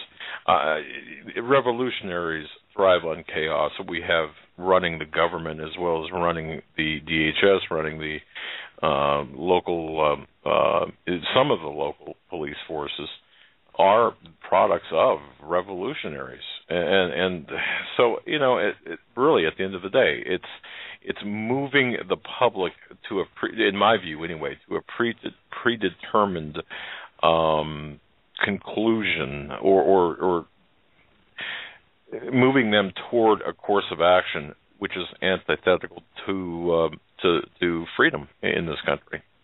What better way to crack down on freedom than to create the chaos necessary to, or ostensibly to necessary to have the MRAPs and the militarization of the police justified?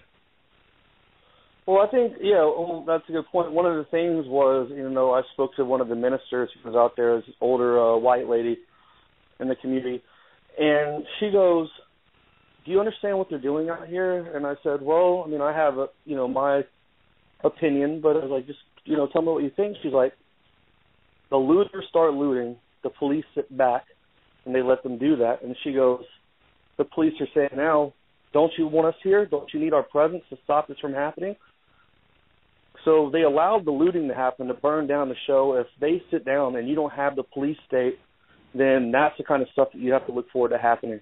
And she was like, look, here we are. We're not doing our job, and you don't like the police. So, hey, we're not going to do our job. But look what happens when you don't have a heavy police presence. This is what happens when you don't have snipers on top of trucks sitting out in your neighborhood. They start trying to burn everything down to the ground. Don't you need us? Don't you want us? Interesting, hey?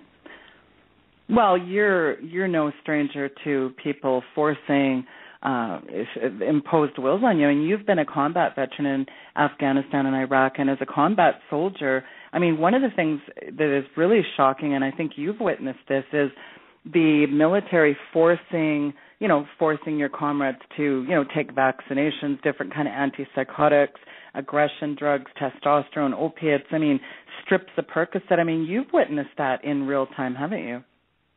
Oh, yeah. I was out of my mind for a while. I was very suicidal, and honestly, my life completely changed a little over a year ago from this month. Right around the time that Mike died, I just looked at my life, and I was like, you know what, I'm just depressed and out of my mind. And what I did is I threw away all those drugs that the VA and the military had been giving me, and I flushed them down the toilet, and I have not been depressed again. You know, I don't have the bad thoughts that I've had, and it's completely changed my life. Like, the stuff that they gave you made me 10 times worse. I went to the doctors with depression and told them I'm having nightmares, and I'm tired of, you know, the war still going on inside me. And when I go to sleep, it's like I hated going to sleep because every time I did, I was back in Iraq or Afghanistan, and I hated it. I just hated sleeping. You know, and that's incredible that you're actually given antipsychotics or, you know, opiates and these strips of whatever, God knows what. This is incredible that they're openly drugging these guys with all sorts of dangerous, hardcore narcotics, and it's no wonder that they start carting them off to psych wards. I mean, you get home and you're classified as a drug addict. You know, you get sent to some psych ward and you lose your ability to own a gun, and you don't want a flu shot? Too bad you're getting one. I mean, that's unbelievable, Joe. Yeah, I mean, when we were in Afghanistan, they gave us 50 Percocets a week. And they're like, and I was like, well, I'm not in any kind of pain. Oh, no, you know, just take them. It's just so, you know, if you get hurt or someone shoots you or you get blown up, it's just so, you know, it's not as bad. Take them. You're fine. You know, it'll just help numb the pain. It'll make it easier for your day-to-day activities. And I did take them for a while. You know, I had a soldier that was so bad addicted. When we were told at the end of deployment, they said, all right, you have to get off these. We're going to start doing a urine test again. And if this stuff pops back up in your bloodstream after this amount of time to get off of them, then you will be subject to UCMJ action and be kicked out of the military. So they knowingly got people addicted, and then they threatened to kick them out if they didn't get off of them cold turkey after 15 months straight of taking them every day and them just giving you more and more and more. And the thing is, though, is when you're stuck in the middle of hell for so long and you need something to escape, you stoop to a level to where you are willing to take a couple here and there. The next thing you know, you're popping them left and right, and you don't feel guilty because everybody else is out there doing it. And, you know, you start to feel the same way that what they were saying is, oh, maybe this will just help me out. You know, I had a soldier who was so bad addicted, he got back and he shot himself in the leg just so he could go to the hospital to get painkillers because he was so addicted to them. Oh, my goodness. And they gave him Tylenol because they won't give and them. laughed at him. Yeah, they won't gave give him Tylenol 3 and laughed at him and kicked him out. Yeah, they won't give you heavy duty. Yet it's funny because the top brass won't take them, or they won't get these vaccinations and inoculations like the nasal spray. I've watched them sit there and not get them. Well, when you question them on, hey, you know, you're not taking it, I mean, what happens if a person just says, listen, arbitrarily I'm not taking this stuff? Then what happens to you? They threaten you with UCMJ action, you know, disobeying a lawful order, saying that in your contract that you signed that you said that you would do whatever they say, and that's a direct disobey. So they threaten to kick you out. They threaten you with some kind of, you know, to take your rank away, which means you'll get less money, which hurts your family if you have a family. So a lot of these guys that really had no choice but to join the military to help their family. They're young couples with a baby on the way, and they're like, I have no choice. I have to take them. Like, if I lose this job, my family has nowhere to go. The Army pays for my place to stay. So they would rather, instead of fight the system, just do it and get it over with so they can provide for their families.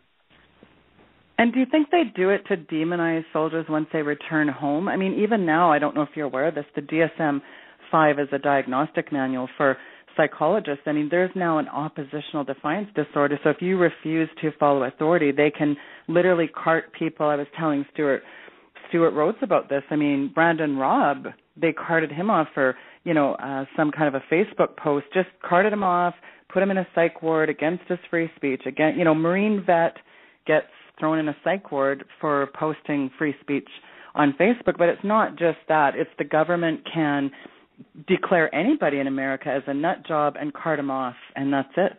I mean, do you find that disturbing, along with the fact that they're vilifying constitutional gun owners, you know, different kind of classifications of people? Well, I know they treat us differently because I've been pulled over since I've lived in Austin, I've been pulled over once for going 48 and a 45. 7 officers with guns drawn stopped me. I got out. Wow. I pulled into a Popeyes or something like that on the way home, and they surrounded my car. Once everyone got out, they asked me to get out of the car with my hands up, and they had guns drawn at me. And then they asked to search my car. I said no. And I don't know if you read my license plate, if I have something saying, approach with caution, but they all had their guns drawn at me, and this has happened multiple times, and I've never done anything. Maybe you have an NRA sticker. That's no, ridiculous. I don't have anything on my car. All I have is a Purple Heart license plate. Interesting. Can you believe that, Doug? Yeah, I'm sorry about that. I was messing with a button here. Yeah, you know what? I can believe that. I was subjected to a felony stop once. Actually, it was a long story, but I understand that. That's frightening to say the least. But if I'm to understand this, you were doing they pulled a felony stop on you just for 3 miles an hour over the posted limit. Well, he said, I'm pulling you over, and I said, honestly, sir, I was like, I have no clue. I was like 45. I was rounding that area. He's like, yeah, you're going 48. I was like, okay, and that justifies pulling me over.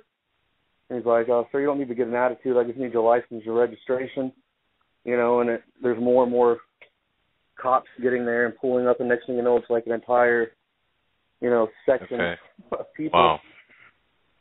And nothing happened. They didn't give me anything, but they just talked to me for a while and ran stuff, and they all came up and talked to me for a while. Each one of them did. And then after 45 minutes that I'll never get back, they just kind of gave me my license and said, okay, be safe. Was this, could this have had anything to do with your time at InfoWars or with InfoWars, or was this prior to? I don't know. No, this happened like the first or second week that I had moved down here for the job that I'd been there. Okay. That's interesting, because I do believe that we're targeted. A lot of us are targeted for, at the very least, harassment. There were numerous SWAT police officers who knew me in Ferguson who would come up and, like, in a snarky way, hey, Staff Sergeant Biggs, what's going on? You be safe out there, and pat me on the shoulder and walk off. And I have no idea who they are. I've never met them. Yeah. So obviously someone's recognizing you from the InfoWars team. Yeah, facial recognition software. Absolutely. Maybe. I just thought it was odd. That's bizarre. Well, as a person who's fought for your country, I mean, when you see what you've witnessed you've saw a lot of crazy things, obviously, in your in combat duty, but also to walk into a situation in Ferguson, boots on the ground, and see, be scared for your life. I mean, that's quite something, really, in your own country. Well, I mean, the biggest shocker was just the attack on the media. That's what that's something that I would never have thought before I went on the trip. I volunteered. When it happened over the weekend, I was like, I want to be there. I was like, that's something important. Something's going to happen. I was like, we need eyes on that. And all I could think of is I was just going to see a lot of looting, watch the police officers arrest them. And instead, these guys are lining up and shooting into the crowd and going after journalists. That's something I could have never imagined in my entire life. That was the most shocking thing. That's shocking, isn't it? Wow. Folks, if you get nothing else out of this, please understand that the assault on the journalists, the First Amendment, and once we lose that free speech, or once we lose the journalists, everything else is pretty much over. Wow. Yeah, it is. It's very, very staggering. Well, Joe, I know you got to go. I know you're exhausted from your trip, and I really appreciate the fact that you came on. As far as people can follow you or follow what you're doing with InfoWars, do you have your own separate Twitter accounts or social media? How can people support you, Joe? Yeah, I have a Twitter, and it's at Rambo Biggs. Rambo is a nickname my father gave me. So it's at RAMBOBIGGS, and then I think I have a Facebook. It's InfoWars reporter Joe Biggs. And you can get on Facebook, and I put all the videos that we do on high def. You can see all the footage from Ferguson. And then with those links, whenever I go on my trips, I'm mainly going to be the top field reporter, so I'm the one they always send out. So and lastly, I've got a bunch of people emailing me questions. Lastly, people want to know is what do you think of Alex Jones? Of course, that's a big question. Yeah, I didn't even know who he was until last August, a year ago. I mean, I had no clue because I was in the military. I was always gone. I didn't really know many people. The only video that I got to see, I remember when the producer called me from InfoWars and said, hey, Alex would be interested in interviewing you. And I was like, who's Alex? And he's like, you've never heard of InfoWars? I was like, I have no clue. He's like, all right. He's like, I'm just going to send you one YouTube video. And he's like, you just let me know if you're interested or not. And it was a video of Alex Jones, just digging into Piers Morgan. And I was like, you know what? I like that guy. And I called back to the producer. I was like, I'm in all the way. So, I love it. Yeah, so, so I saw that video and I was like, man, this is a really intense man. Very, very passionate about what he does, obviously. And I remember the first time I was getting ready to meet him, I was a little nervous. I was just going to be like, I didn't know if he was going to be like all in my face, just like yelling, kind of like just talking about everything that he cares about. And I'm like, no, he's really just one of the most down-to-earth, nice people. Very, very well-spoken, smart guy who just has read almost every book you can think of. Yeah, he's well-educated. And you know what, Sergeant, I was very honored, by the way, to have been a guest on Alex's show a couple of times. And I know him, and I know him to be a true patriot and one who wants to expose the truth. So give him my best, as well as from Sheila. Of course. Wow, great job. Yeah, he's really an awesome guy, and he takes care of his crew that works there. He'll take us to the movies from time to time, and just hang out, and he'll pull you aside, before he goes on the radio show. He's like, how are you doing? If anybody has any personal problems, he's like, oh, that's more important than anything. You need to go take care of that. He's not one of those kind of people who's like, no, you've got to be here. You've got to be here. He's like, take care of your family. We've got enough people here right now. We can double back. Someone else will take that responsibility. You just need to get that taken care of. So very respectable man, very professional, and all in all, a great guy. And I enjoy every day at my job. I love it. Well, I'm glad you do, and I know he was very concerned about his reporters in Ferguson and even thinking of pulling them out with everything that was going on. So, I mean, that's great to know. He's very personable. He treats his staff good, and, hey, that's all you can ask for, right? And I think you've done a wonderful job in terms of covering what's going on in Ferguson. I encourage people to check out some of those videos on YouTube with these some of the things that happen, particularly the one cop that was threatening everyone. It's pretty staggering what happened there, boots on the ground. Very, very disturbing stuff. So very last question is, what do you think is what's going to happen now? Are you guys going back there? Is this now over, or what's the next step for you, Joe? Well, on Monday I'm going to talk to him about trying to go back in October when the verdict is going to be announced. So I definitely want to go for that and see what happens. As far as the next step with other things, whenever something breaks, it's really big, I'm constantly on them, like, hey, I need to go there, I need to go there, I need to go there, I need to go there, and I need to go there, I need to go there, until I'm able to get that trip and get out there and bring everybody the coverage from the ground. We got a lot of new HD cameras and stuff like that where I can live stream and Ustream. So the last few days I got that in the mail when I was in Ferguson, and you could tell the difference in the picture was a lot better.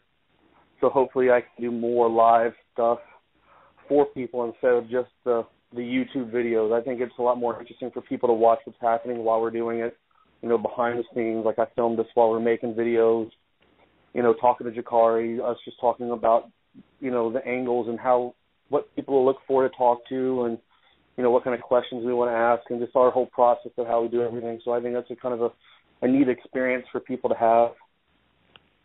Absolutely. Well, you've done an excellent job, and good job tonight. I'm glad you made it home safely, and thank you for your service as well, and good luck with your future endeavors over at InfoWars. Thank you. I'll be on anytime you ever need me to. Just let me know. Yeah, we Thanks, just might need boots on the ground. Thanks so much, Joe. Folks, that was Joe Biggs over at InfoWars. Of course, he's a staff sergeant former staff sergeant in the military. We will be back right after the break and work to the last hour of the Weekend Report. That was quite an interview, was it not, Doug? I got to say, both interviews, and I liked how they overlapped, too, with respect to Ferguson and the topic matter. I just think that, we're not getting... Speaking of Ferguson, Doug, I'm going to you haven't seen this and you haven't heard this, so I'm going to play a clip for the listeners, and specifically you, because I thought it was really quite interesting. There's a black man who goes on an epic rant against Ferguson, and it was just too good not to share. I think it's about 5 minutes, so bear with us, but there's a lot of truth to what he says, so I'm going to play that clip for everyone right now. Everyone, it's Jonathan. I just want to get straight to the point about this Michael Brown incident. Let me tell you something, and I said this before. What we're doing out here is not helping. Us rioting, looting, burning down donut shops and stores and everything else, liquor stores, Shanae's hair salon for the extensions, this is not helping. Us acting a fool out here because we pissed off at the police is not helping. I said this before and I said it again. Change is not going to come until we change it. You understand what I'm saying? This is not helping. Change isn't going to come until we change it. All we know how to do is march and riot and loot. This is not helping. What you guys are out here doing is not helping, and I hate to say this, but I'm going to tell you what you need to hear imposing to what you want to hear. All we know how to do is blame the police and white folks for our actions. That's all we know how to do is blame police and white folks. They mistreating us. They beating on us. Oh, slavery still exists. Oh, I'm sick of it. I'm sick of it. I'm not going to tell you we going to march, we going to do this, we going to do that. I'm going to tell you, damn it, let's change. Let's change as black people. When is this going to stop? When? How are our children supposed to grow up when we out here acting a stone fool? How are our kids supposed to grow up when we out here acting stupid? How? How? Even the book of Deuteronomy in chapter 2, verse 3, God said, we have toiled this mountain long enough. We have toiled this mountain long enough. 40 plus years they spent in the wilderness.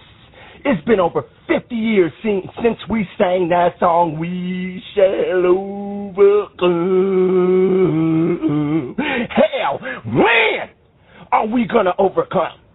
When? That was 50 plus years ago, and all we doing is going around in circles. Going around in circles. You activists out there, you civil rights leaders, all of a sudden Black Panthers, NAACP come out the woodworks. They just came out of nowhere. Oh, we don't want justice. We want justice. No justice, no peace.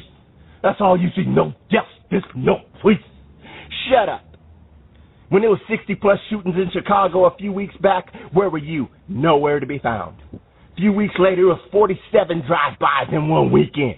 Where were you? Nowhere to be found. When Lil Ray kills Little Lukey, where were you? Nowhere to be found. Okay, when a little girl was shot when she was riding her tricycle in the front yard and stray bullets hit her, where were you? Nowhere to be found. Police beat up on a black man. Oh, no, slavery still exists. Slavery still exists. Oh, shut up. Because I hate to say this, and I know this is going to piss a lot of people off. All the incidents I've seen, all the brothers was resisting arrest and causing trouble. Okay? Hate to tell the truth. Hate to tell the truth.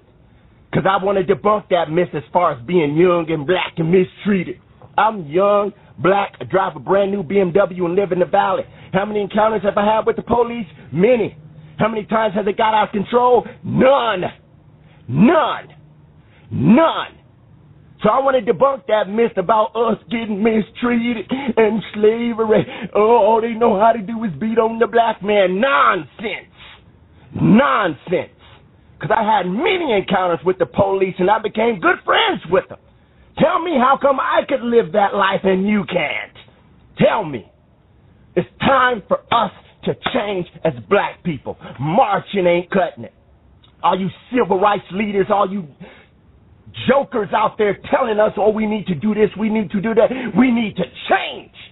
The book of Deuteronomy, I said again, chapter 2, verse 3, God said, we have tore up this mountain long enough, go northeast. It's time for us to change. Change as black people. And I'm not talking about that Obama change, because we still waiting for that change. That's a whole nother video, but we still waiting on that. That silly joker ain't said nothing about none of this. It's time for us to change. You civil rights leaders, it's time for you to hear from God and get a revelation. We need to change our sense of direction. Jesus said the blind can't lead the blind because they both gonna fall in the ditch. Matthew 15:15, don't get it twisted. Stop burning down your communities and where you live because you mad at the police. Clean up your own neighborhoods and then they'll clean up theirs. Starts with you first. I said that from jump. Reverend Al Sharpton, all you leaders out there, NAACP, let's get it together. Let's get it together because this is embarrassing. The whole country is watching us act like Planets of the Apes Part 3. Okay, where's Hollywood when you need it? I'm going to be honest and give you the cold facts. Where's Hollywood when you need it? Because there's Planet of the Apes going on right now. Let's get it together, black folks. Let's change our ways. Until this all comes forward, we need to chill and relax. Okay, out here acting stupid and acting like Curious George on Red Bulls ain't helping. Ain't helping. I don't support that. I don't support that. My kid looking at TV like, what's going on over there? What in the world? A girl walking down the street with TVs and underwear on. What is that? It's embarrassing as black people. Let's stop marching and let's just change. Okay, that we shall overcome nonsense. Let's get it together. I'm still waiting for us to overcome. Okay, now it's 50 plus years ago. Round and round in circles ain't working anymore. God bless you all. Keep moving forward as a nation, as a people. Curious George. Curious George on Red Bull. Gotta love that. It's embarrassing, Doug. Well, anyway, I mean, yeah, wow. He's got some good points. I mean, you've got Al Sharpton and you've got Jesse Jackson down there. You've got the ACLU, and I mean, it's just ridiculous. If everything is about, it's all race baiting, and it is really getting old. Well, yeah, it's they're exploiting. When I say they, I'm talking about the globalists exploiting the black community, and that's really. They exploit disorder. They exploit many things, but especially the black community. They race bait indeed, and we're seeing it take place right now. They exploit war. They exploit everything. It's a globalist agenda. People have got to think bigger. And wait a minute, Doug. Are you a racist? Because you just said we have to think bigger. I mean, we are racist. Anything we do now, we're racist. By the way, I just want to let callers know.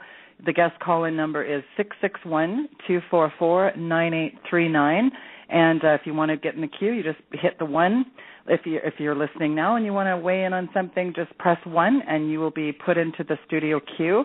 And again, we're going to just open the call line wide open for people. And, I just want to say, Doug, I mean, we want to tell our listeners, I mean, we really do. We're family. I mean, we love our listeners. We're all in this together, and we want to hear from you. We want to know what's on your mind. And, again, this is real time. This stuff is happening, folks.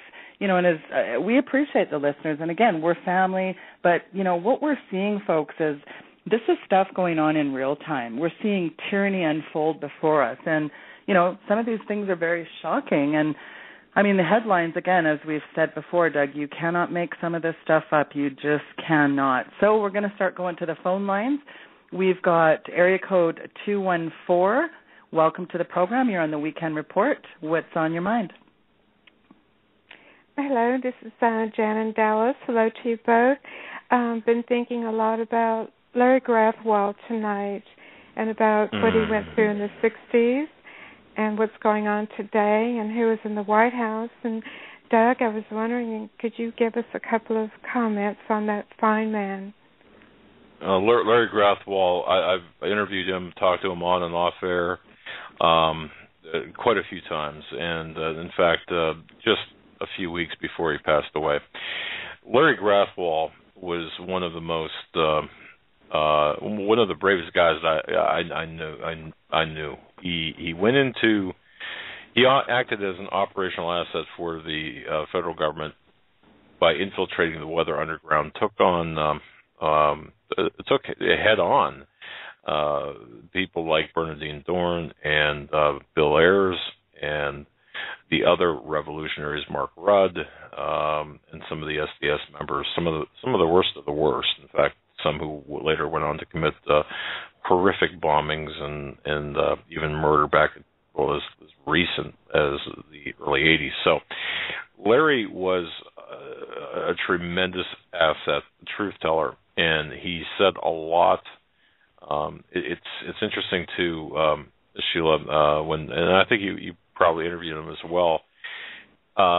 He had said so much and given so much information about the plans, the agenda, the schemes of the globalists, the people in power now who were revolutionaries, are revolutionaries now, but were street revolutionaries then.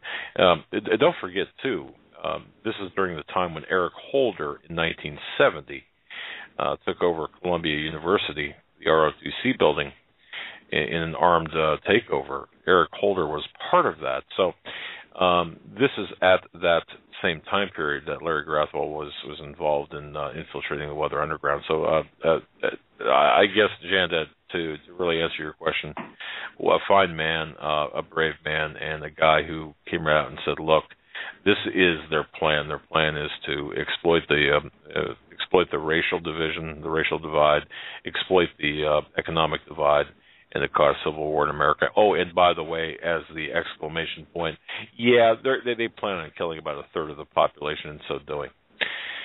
That's frightening, but that is Larry Grathwohl. Wow, that is frightening, yes.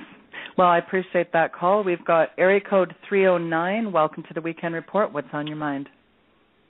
Yes, hello. That Eric Holder, he's down in Missouri too. He's the big kingpin guy from the Fast and Furious project. Yeah. He's probably going down there giving them all AK-47s, all them Black Panthers probably. Yeah, probably. What's on your mind? Yeah, well, it makes me, mad. I can't find a church around here. And, it's hard to find any churches that are speaking the truth. They're just, just go with the flow, and that's about it. And, I used to be a senior soldier of the Salvation Army. And now all the Salvation Army has right on their window, no guns. So all the criminals now know nobody in there has a gun, so anybody could probably go in there, and shoot the place up one of these days. Wow. Isn't that interesting, Yeah, and the Salvation Army needs to change that policy or something.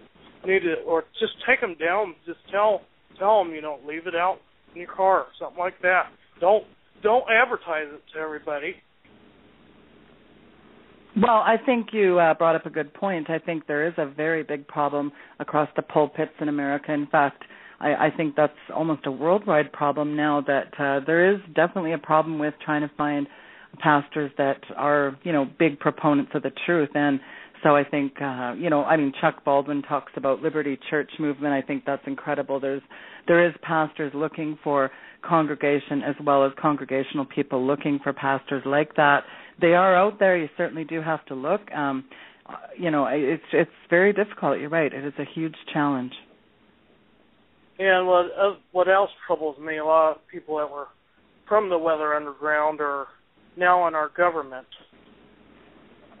Yeah. Well, that's true. Interesting.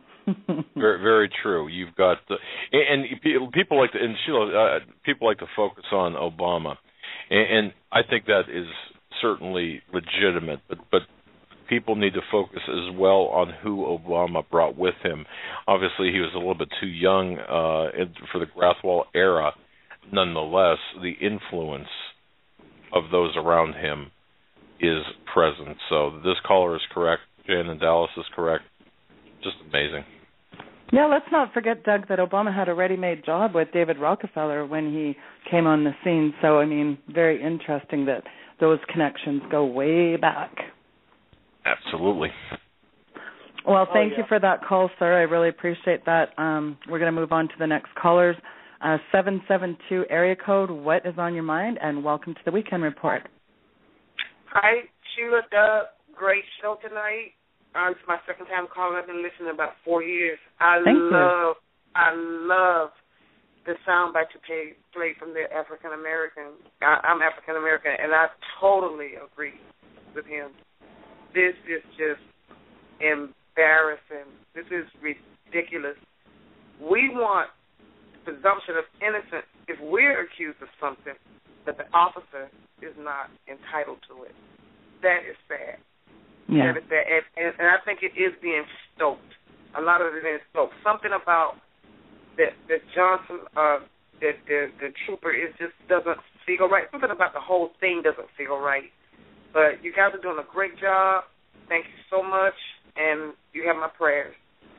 Well, thank you, and God bless you, absolutely. And it was kind of an interesting clip, and I think he's right. You know, there's enough, obviously the definition of insanity is doing the same thing over and over and expecting a different result, right? So, I mean, obviously it's time to get a different direction, certainly. And, you know, where can I find that clip? I actually will post that on my website, so it'll be up tomorrow, weekendvigilante.com. You guys can take a look at the actual man that is in the video clip. Well, thank you very much for that call. God bless you. And we're moving on to callers, area code 646. Welcome to the Weekend Report. What's on your mind?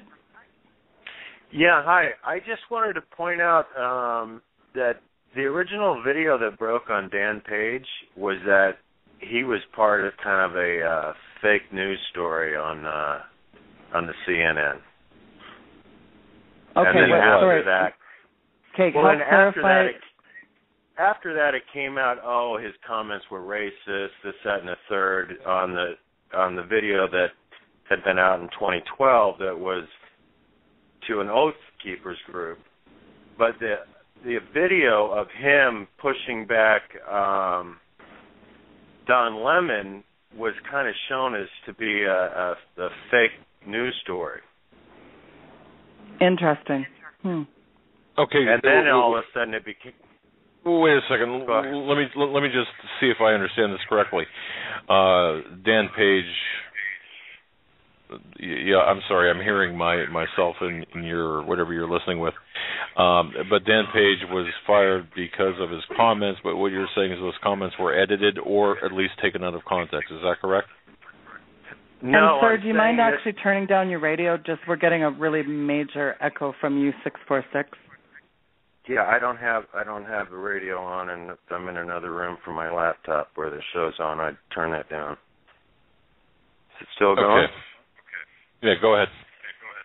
My point is the video that Dan Page showed up in was originally shown on some YouTube stuff that I saw, showing that it was kind of a fake news story where they were, he was pushing them back, and then all of a sudden they said, okay, Don Lemon, come through, and it was an obvious fake news story from CNN. And then all of a sudden it was, Dan Page's video from 2012 was, racist and sexist and all this other kind of stuff. Okay, was that the same video where the CNN reporter was kind of out front and center? Yeah, well, he was pushing back the crowd, which Don Lemon was ahead of that crowd. Right. And then all of a sudden Page let Lemon come out, and then the news story progressed from there, and it was obvious that it was staged. Yeah. And so if he's a PSYOP guy, the question is, why is he, in St. Louis and involved in this CNN news story? So my point is that it just went. The original story that I saw was broke on YouTube as this was a fake news story, and then within a few hours it was just this guy's some bad guy who needs to be gotten off the force. Right.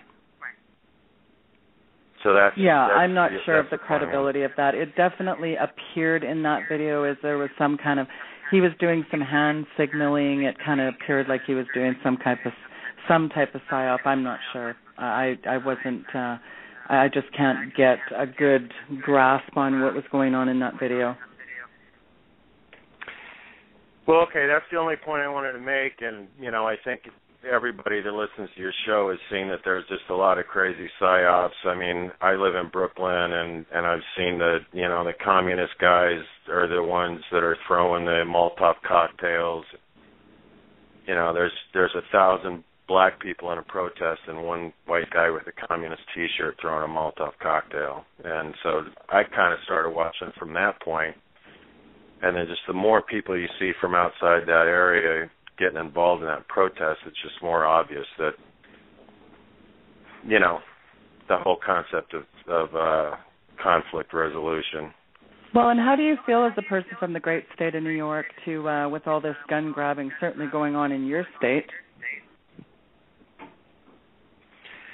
Yeah, I mean it's not good, and I think a lot of the people, whether it be news media, I mean I loved Joe's Biggs' works, and I had a lot of faith in the guy the guy that they brought in to run the police stuff over there. Right. Until I heard what Joe Biggs had to say about it, from being on the ground. But obviously you got Reverend Al coming from New York. You got a lot of it. It's obvious to everybody, especially folks who listen to your shows, that that's what's going on. But we need to get that information out that these events are being created to cause diversity.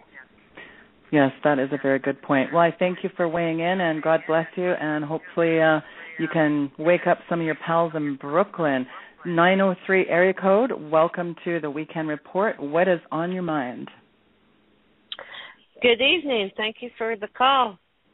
My question is... Welcome to the show. Well, thank you very much. I enjoy your show, and Doug and Joe as well. My question is, or not necessarily a question, is why did we leave all the equipment in Iraq and Afghanistan for ISIS to use? We are definitely being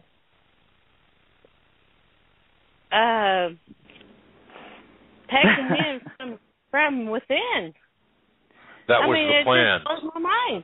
Yeah, I was just going to say, that was the plan, giving aid to the enemy. That was the plan all along. And you have to go back to what John Kerry said in his trip to the Middle East back in the first of the year, when he said,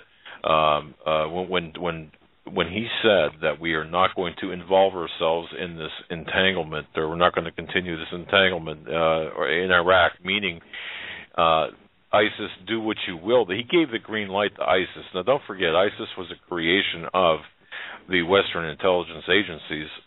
And let me just take this one step further, Sheila and caller. Sorry about that. Let me take this one step further and say this. I had written a number of articles, I think 48, 49 articles about World War III in Syria. This is all about Syria. Notice the headlines where ISIS is coming from, or allegedly, ostensibly coming from. That's Syria.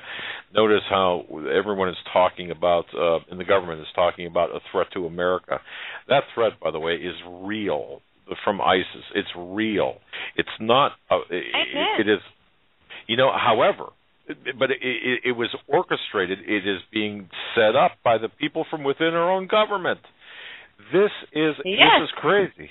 Oh man, I'll tell you, great information, caller. But I got to tell you, we are being set up for the mother of all false flags here in the very short term. I'm going to tell you, when I say false flags, I'm talking about a real event like 9/11. On that scale, I can guarantee you this is what we're being set up for. And picture America on a roulette wheel, and that little ball that spins around is ISIS, and every little slot from 1 to 37 or whatever many numbers are on there, 38 or whatever, is a city in America, and it's just where that ball is going to land. And I feel sorry for the people that moved out of the country because it's coming to them too. Yes, ma'am. You cannot escape it because we are in Revelation. You cannot escape it. Yeah, Sheila, I have been preparing for 3 years. You know, food, water, silver, gold, all this generator, all this stuff, and it's just coming from within. And with the open borders, hello, knock, knock. Yeah, Sheila, how much sense does that make for our borders to be open? Of course, it makes no sense whatsoever. Well, you have to almost, you know what I always say, people, is I always say, look at the story they're detracting you from. You always have to kind of look at what they're, you know, it's like when some big news story is breaking, Doug, I'm always wondering, what is it that they don't want us to see? And, you know, it's always smoke and mirrors and distractions, and I think that's part of the problem is, you know, whenever we are looking at something serious, well, then, but look over here. Look over at this story over here. That really concerns me. That's a true concern that I have because it's always, you know, the detractions and the misdirections and the redirections, and I think that's really, really quite something. I mean, you got to remember, Doug, this is a sick group we're dealing with. You know, they're going to roll out drones and buy bullets and armored vehicles and tanks of every size. You know, like I said earlier, gutting the Bill of Rights, the Constitution, gutting the dollar. I mean, this is a very, you know, ushering in Agenda 21. Let's not forget that hellish unraveling. I mean, it's just unbelievable, really. 10-4. 10-4. Well, 808, I want to welcome you to the program. Thanks for calling in. Welcome to the Weekend Report. What's on your mind? Hey, aloha, yeah. Primarily, I just want to put a plug in for the persecuted church to just remember everyone, keep them on top of your prayer list for, just for calling on Jehovah Jireh, our provider, to provide for our brothers and sisters on the front lines being persecuted and exterminated over there in Iraq and Syria. Absolutely. Thank you for saying that because there is really just an unbelievable butchering, and the butchering of our brethren is just so disgusting. It's so evil incarnate. It really is quite frightening. And yet, do you find it funny, caller, that it's just absolutely not hearing about that in the pulpits? Oh, it's serious. There's it's on for a long time. It's been on top of my prayer list, first thing for the persecuted church around the world. But God bless you. Like you said, remember your brothers in bonds, as if in bonds with them. Yeah. You know, I mean, yes, that is so true. As if in bonds with them, you're like we're right there with them if we take that serious. But I also wanted us to bring up a point. I think it'd be a really interesting discussion about the Pentagon versus Langley over there, and that's a rabbit hole, yeah.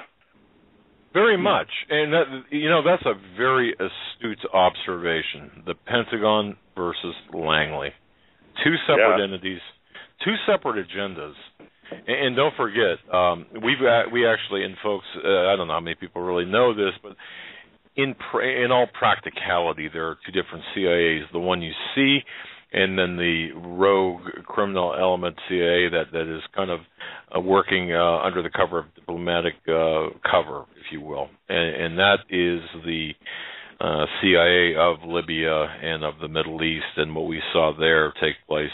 So very astute comment on that, by the way. Thank you so much. Yes, and please do keep those people in your prayers. I mean, it's just absolutely frightening what's happening to our Christian brothers and sisters, and soon to be coming on our soil as well. 813, welcome to the Weekend Report. What is on your mind, sir? I'm assuming could be a girl, but what's on your mind? I called in. I've been listening to the show, and it's interesting to me. I'm 62, and it's interesting to me how much my own feelings as well as a lot of my friends, because we talk about these things a lot.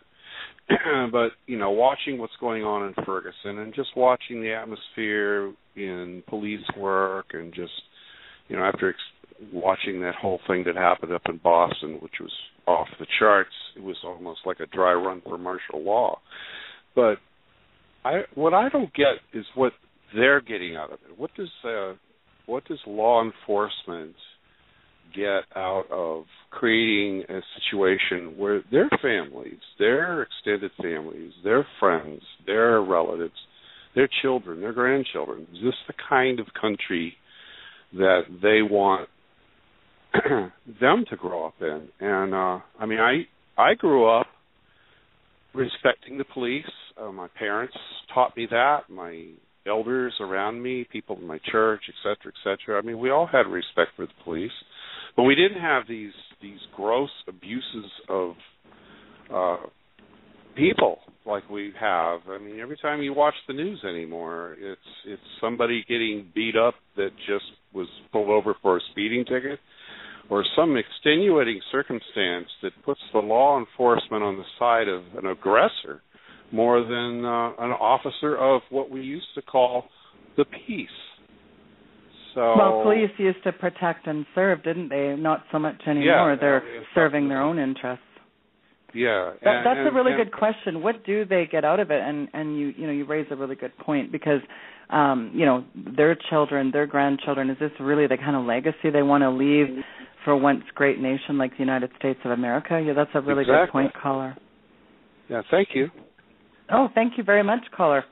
Well, 509. Oh, sorry, Doug. Did you want to weigh in on that? Well, just real quick, Sheila. Look at what the police. Look what kind of recruitment policies the police have right now. They're taking people fresh out of Afghanistan and Iraq. The mentality is that of militarization.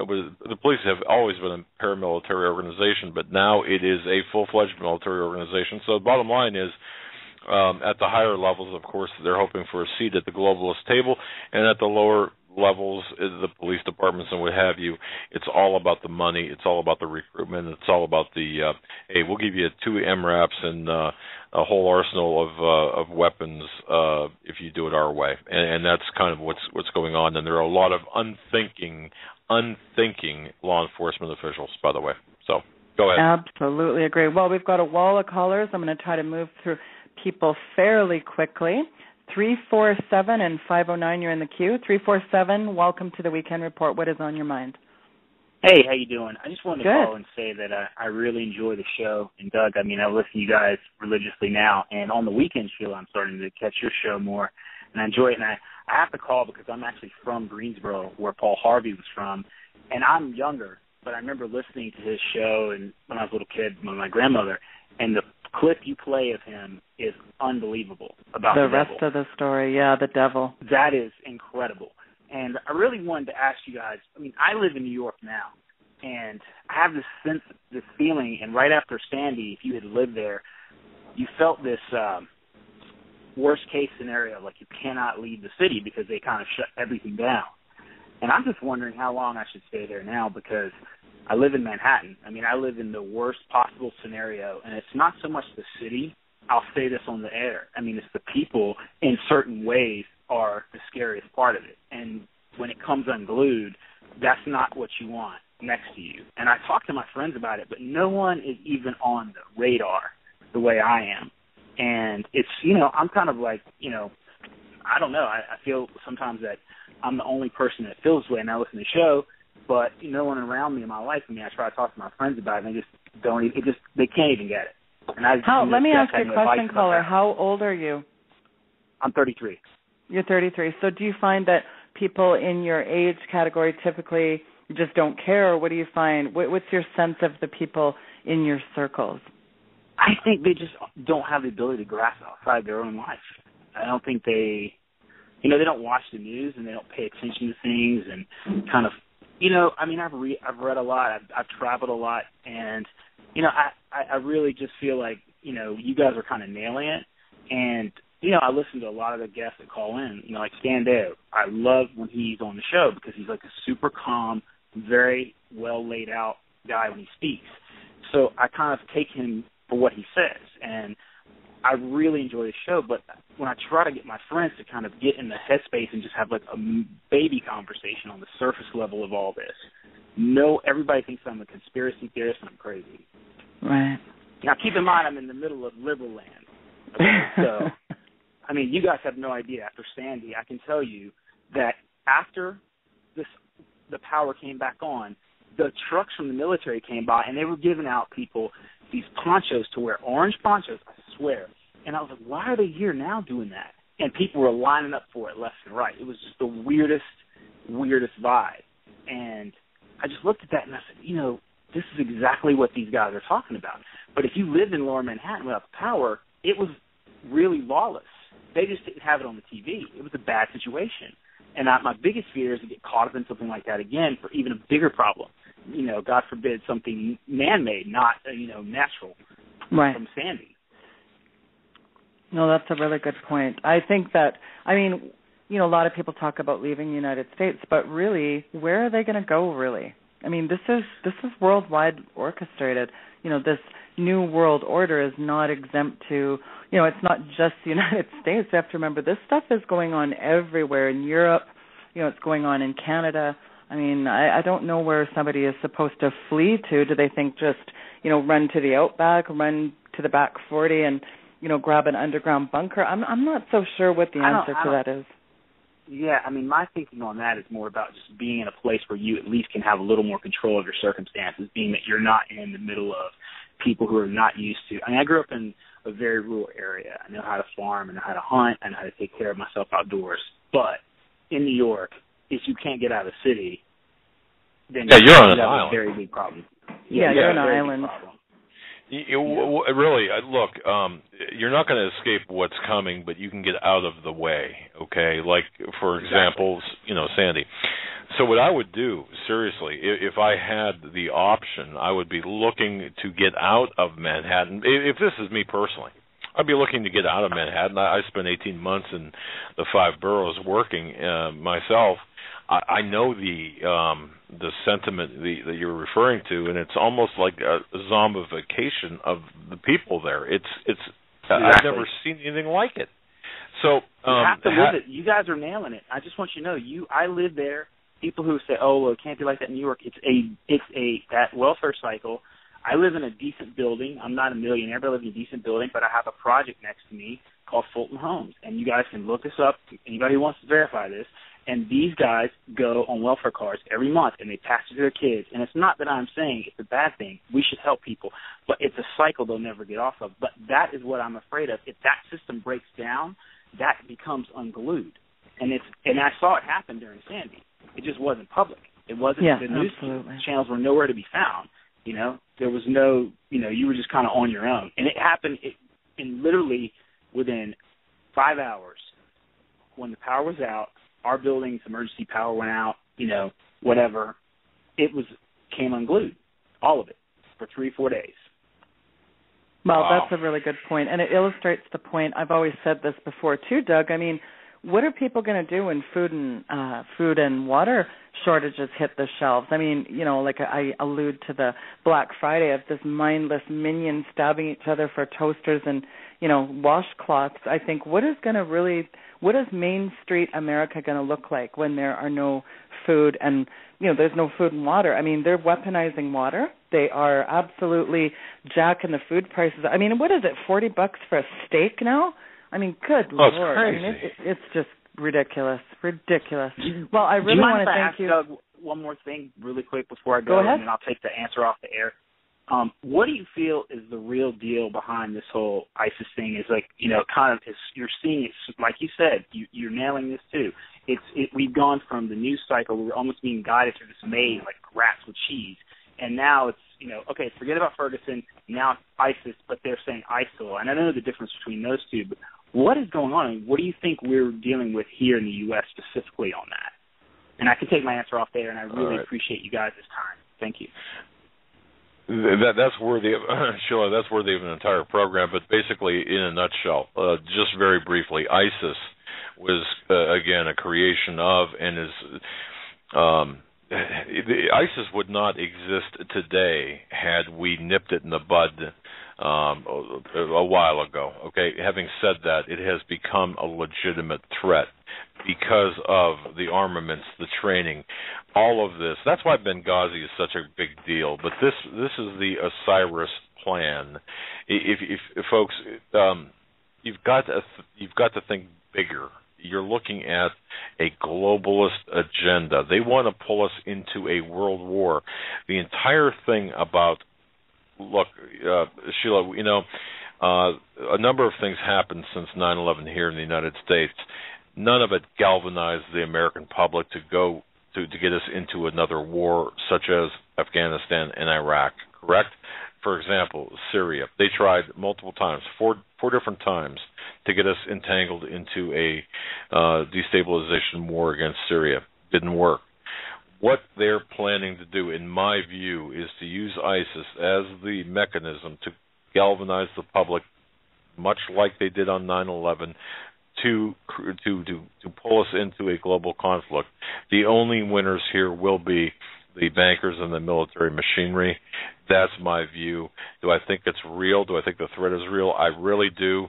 You can only cry wolf so many times before you have to have another operation. But look for a Gulf of Tonkin type operation, the sinking of Lusitania.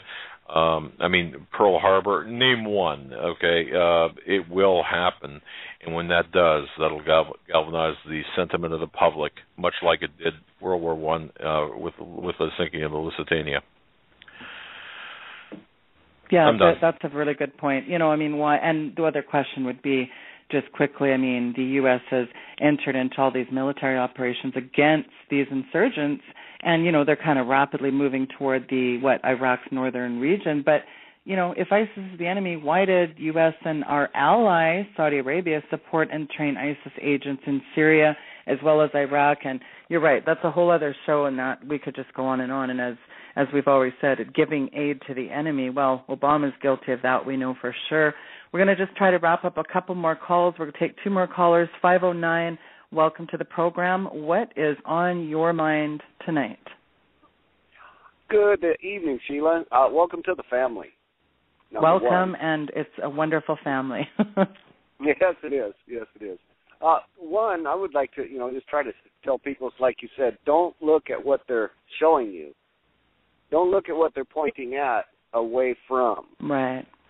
That's how I try to tell people. And the next one is if you're looking at a painting on a wall and you got your nose against it, you might see the little tree or the cute little sheep. But if you back up, you notice it's a painting. And if you back up, you can see more of the painting. And if you take a few more steps back, you can see the whole plan. The whole wall's covered with different paintings. And people That's have a really to good wake analogy, up. caller. Very good analogy. You kind of got to step back and take a macro view of everything in its context, don't you? Yeah, you got to stand back and put everything in its place. And I don't think it was mentioned. I believe I was here all the time. I believe it was Sergeant Joe Biggs got shot with one of those rubber bullets, and he didn't bring it up. That was part of his bruises and scars. He did. I know for a fact that Joe Biggs did get pulverized with a bunch of those rubber bullets for sure. They got flash. They had a whole bunch of issues down there. Oh, it's like they just called in a major barrage on them. But anyway, that was pretty much my main thing was, we got to step back and take a look at the whole wall, because every one of those paintings fit this picture. And you got to take a look. And I keep talking to people till I'm blue in the face, and finally I've got people, even our local county Mounties. One of them here just the other day, he come up and he says, I thought you was crazy when you said your house is a safe place for me if I need you. And he says, I thought you was nuts, And he goes, but he says, I'm starting to kind of see what you meant. Wow. You people got to wake up, because like these local cops, you're being trained that everybody is your enemy, especially the guy with the garden in his backyard that waves at you every time you drive by. And the thing of it is when everything does fly loose, how many of you is there compared to how many true nut jobs out here that just want to see your hide hung on their wall? Or yeah, you're right. And it's always and you got to remember, it's always a detestable foreign enemy like Al-Qaeda to justify all this judicial legislation and legal precedents for these judicial decisions. And, they codify them into law. And I think that's the really disturbing part of all this, really. And, hey, there are some of us out here who will stand behind you, beside you, in front of you, with you, rather than everybody is your enemy. We're not all the enemy. In fact, most of us would be standing there with you. All you got to do is let us know that, you will allow it. That's all it takes is for them to allow us to be their friend, and we will be. We are. Well, and you're right. Spreading the word is very important too, isn't it? And remember those targets that they had made up of the civilians, the pregnant women, and others. Look, it all goes together. You're exactly correct. You're looking not just at a painting, but at a mosaic of paintings to create the bigger picture. And it's always good to, Doug, I think, to really make the historical connections on, who these groups are, how, what these groups have been involved in, because, we know the Stalin playbook and the Hitler playbook. This is something that we can see unfolding before us. And I think it's just really important to look at the, the technocracy, how this globalist eugenics plan is being rolled out. Every piece is a part of this painting. So that's a really good analogy that he used. 513 area code, last call tonight on the Weekend Report. What's on your mind? Hello? 513, welcome to the program. What's on your mind? Hello. I just want to quickly say that, just give a message to all the callers, or not the callers, everybody out there that's listening right now, is that you don't want to have to stand before the Creator and have to answer the question, why didn't you do more? Especially when things are still peaceful, Yeah. I'm probably still, I'm not doing really too much, but I'm starting to.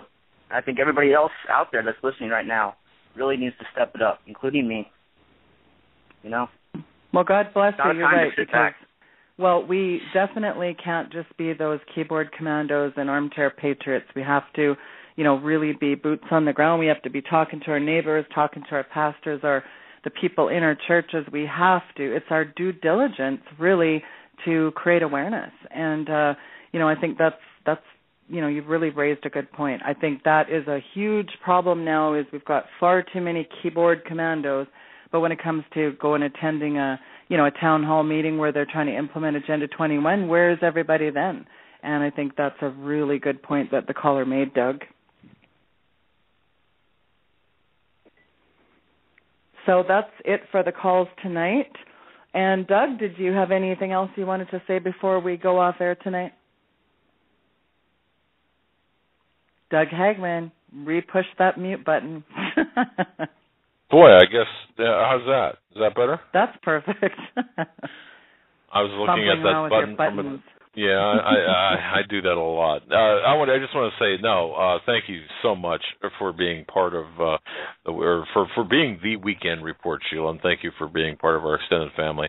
My gosh, you're just a tremendous asset to what we're doing, folks.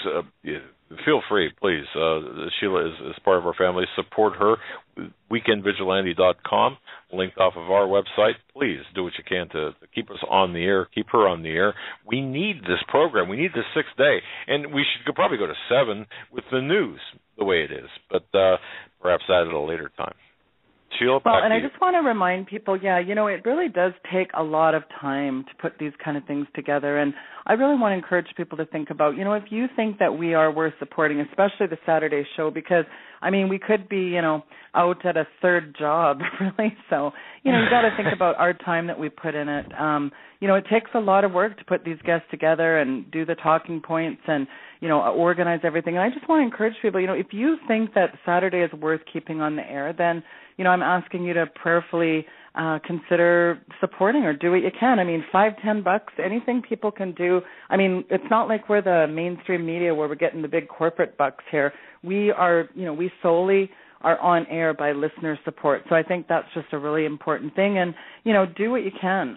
It's really important. And please keep us in your prayers because, as you know, Doug, you know this for certain that we are, we're hacked, attacked, and we have sites shut down, computers go do funny things. We have our issues that we struggle with too, trying to bring the truth out, don't we? Yeah, we do, and it's things that people would not believe. If we told you the entire story, you'd call us nuts. You'd call us. Well, Rick Wells said something really interesting on True News a while back. He said, people, we put our lives on the line to bring you the truth, and you know what? Rick's not that far off, Doug. Not at all. No, he's not at all. Well, I want to thank all those amazing guests tonight. I mean, of course, Stewart Rhodes is so wonderful. People go to oathkeepers.org, and, if you want to become an Oathkeeper, that's where you can do that. And, of course, Joe Biggs, great to see a normal, just a normal run-of-the-mill kind of down-to-earth guy. Of course, he has served in the military, but it's nice to see somebody that's, very passionate about getting the truth to people. And, of course, Joe couldn't join us tonight, but we wish him all the best on his little camping excursion. He needed a little bit of a break. And next Saturday, we've got a tremendous lineup, folks. I want to encourage you to be obviously going to Weekend Vigilante, weekendvigilante.com. You can actually sign up for a newsletter. So I'd really love you guys to be a part of that. And we have some exciting things coming off in the horizon that we'll talk about at a later time. That's kind of a neat little project. Yeah, we're excited about a neat little project that we're going to be bringing forward. And I think just the one thing I want people to know is I'm going to be starting a weekly prayer line.